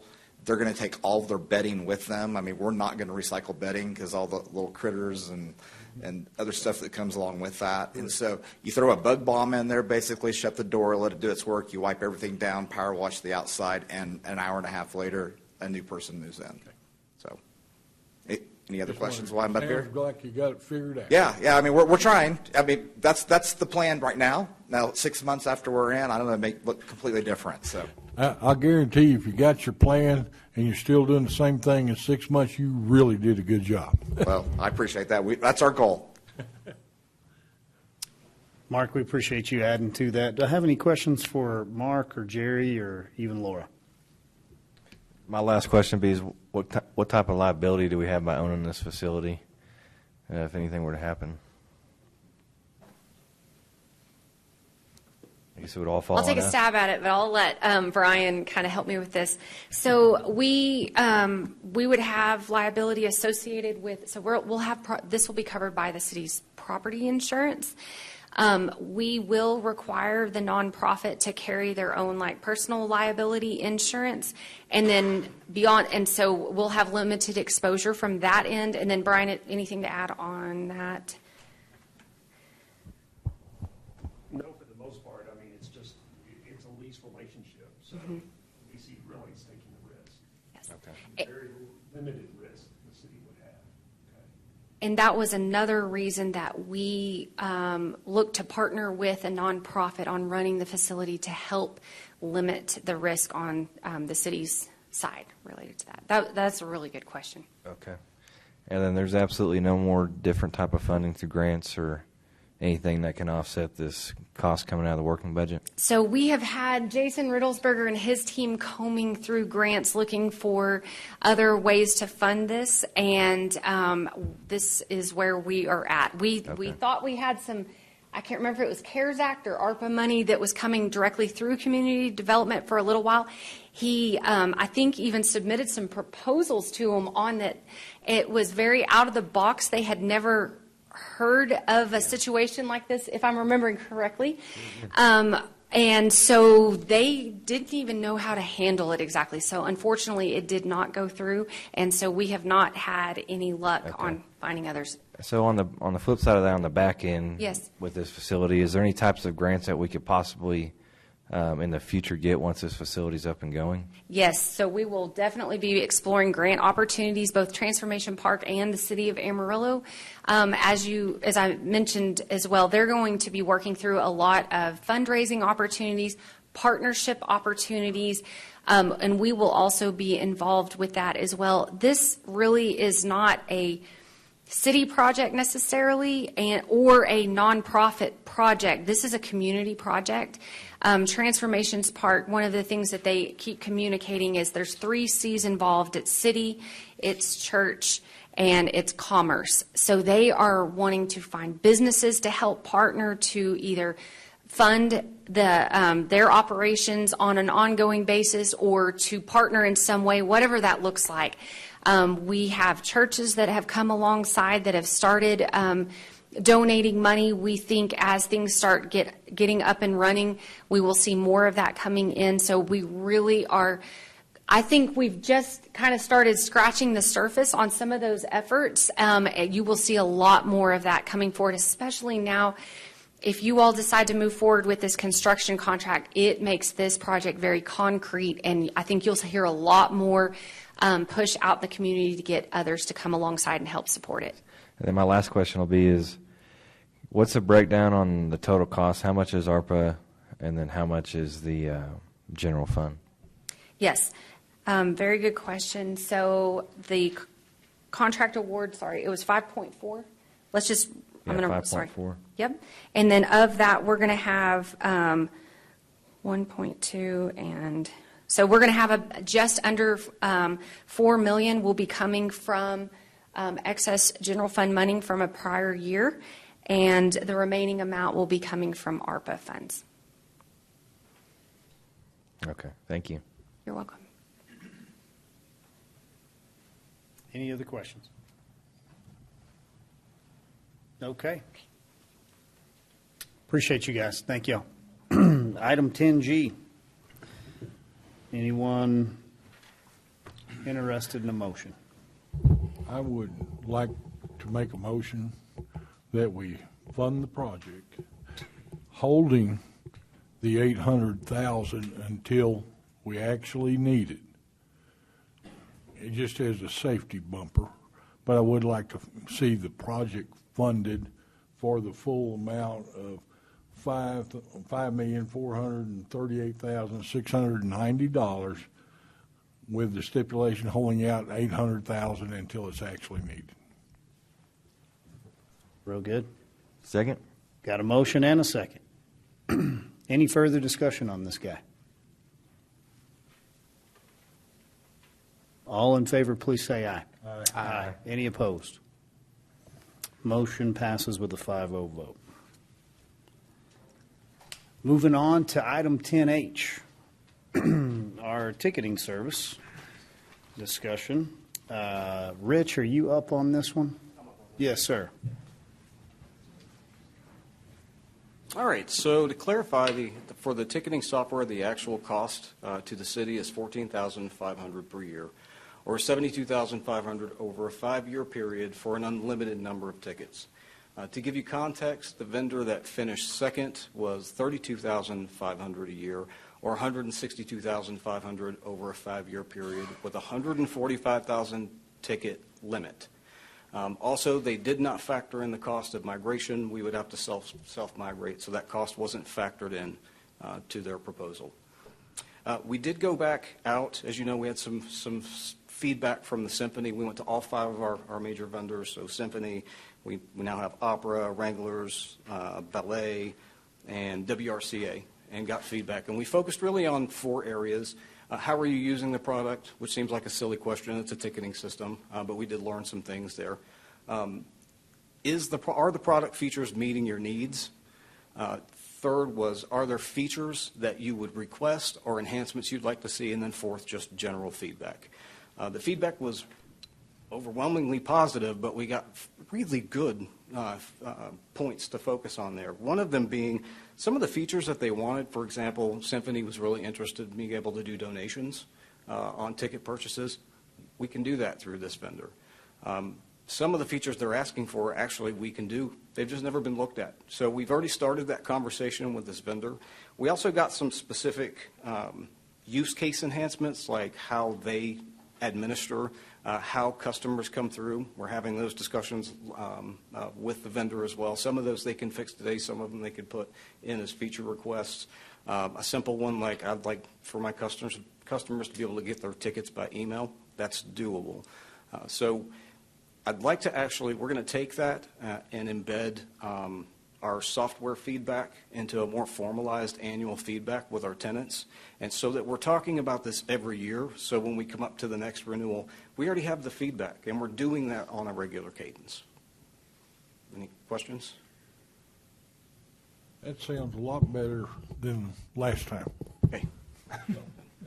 Yeah, there was some confusion on the numbers, and that's because those numbers shouldn't have been carried over. Those were for evaluation. So the problem that they had to solve when they were evaluating software packages is you had 6 different systems that financially worked 6 different ways. So essentially what they did is picked a number. Okay, on average we sell X number of tickets. So let's say in 5 years we're going to sell 1 million tickets. And then they applied how the vendor was charging us to those 1 million tickets and figured what's the total cost. So you could see apples to apples. That's why you had that 1.7 number. Those were actually evaluation numbers, not cost to the city. Okay. Well, thank you for going to getting the feedback, and it looks like we've got some valuable feedback. Yeah, we did, and we're gonna keep that cadence up and kind of expand that within the Civic Center. How do we get regular feedback from our tenants and from our customers so that we have a constant improvement in our services? Okay, thank you. Thanks. Any other questions for Rich? Sir. Nope. Okay, thank you, sir. Thank you, Rich. Anyone interested? I'd go ahead. I'll move to award the ticketing services agreement as presented. Second. Got a motion and a second. All in favor, please say aye. Aye. Any opposed? On to our last item on our agenda, item 10I. Consider an award contract for our city manager recruitment services. Being awarded to Baker Tilly in the amount of $36,382. I'm up on this one, so I think I've done a really good job of presenting that to you just now. Do I have any questions? Mayor, if I may, Yes, we ma'am. have Edward Williams on the line, and let me get him over onto the other screen. Great. So Edward Williams is the gentleman that we had the presentation from. I know I've visited with him, and several other council members have. We've really taken our time, I believe, in sorting through the quality of this candidate. I probably couldn't be more excited about all of the potentials of being able to have a good asset like this and helping us in this process, especially with the care that we want to show to our staff members and, you know, our existing interim city manager, our deputy, our other assistant city managers. So Baker Tilly is going to be a great fit for us, and you know, we'd just be able to ask Edward if he's got anything he wants to contribute to this conversation, and then we'll see if we have questions.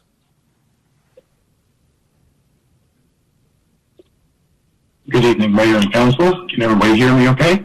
Yes, sir. First, I want to say thank you for this opportunity, and I'm just ready to get to work. Thank you. Perfect. We have any questions for Edward here, gentlemen? Let me ask you, Edward, if we approve this today, can you just kind of quickly walk us through first steps? So if we approve the agreement today, what are the next one or two things that are happening, and what should council be doing to prepare for that?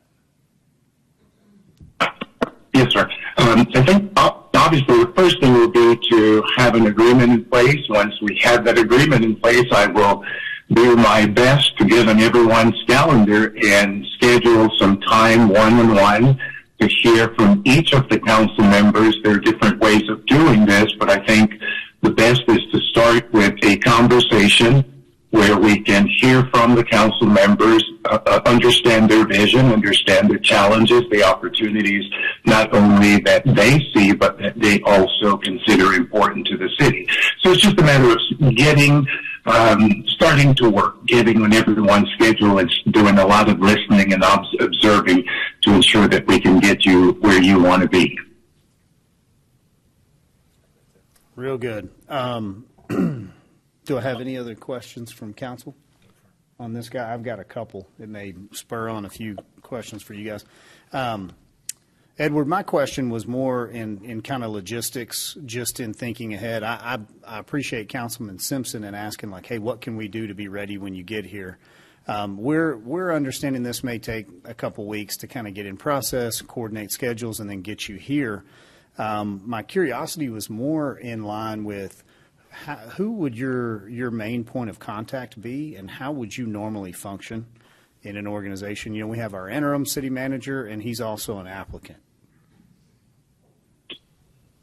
Yeah, I think ideally it would be someone who would not be involved or someone who would not be interested in the permanent role.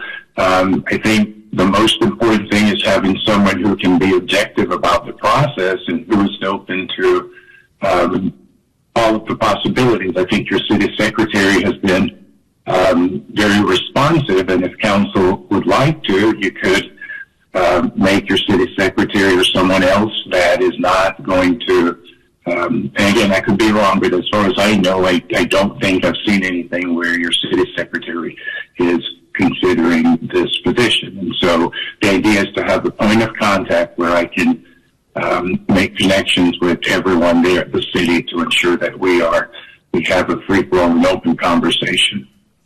Right, and we want to facilitate that so that it's efficient for you.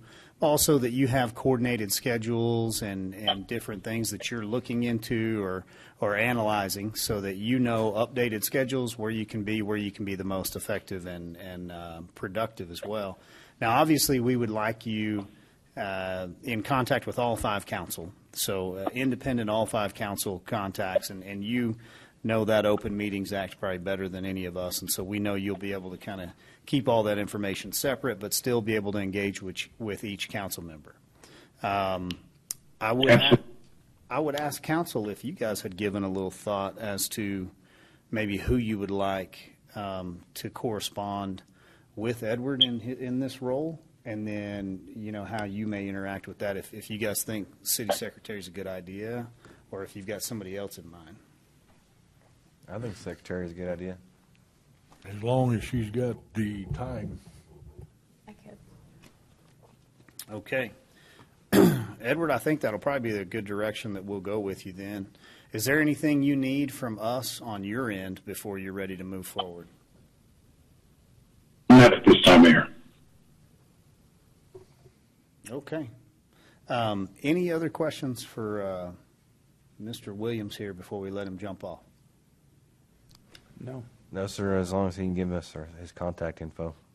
We'll make sure everybody has your contact info. All right, we should be ready to move forward. Congratulations, and we look forward to working alongside you, sir. Thank you, sir. Thank you, Mayor. Thank you, Council. Appreciate Thank you, Edward. Do you want to ask for a motion? I would ask for a motion. I'd make a motion that we approve the contract for the city manager recruitment services and award it to Baker Tilly. Second. Okay, I got a motion and a second. All in favor, please say aye. Aye. Any opposed? Motion passes with a 5-0 vote. Thank you, guys. This is everything on our agenda. Would ask for one final motion. We'll be adjourned. I make a motion to adjourn. Second. Got a motion and a second. You're adjourned. Thank you, guys, for staying. Appreciate you. Thank you, Edward. Thank you, Edward. Thanks, We'll talk Edward. soon.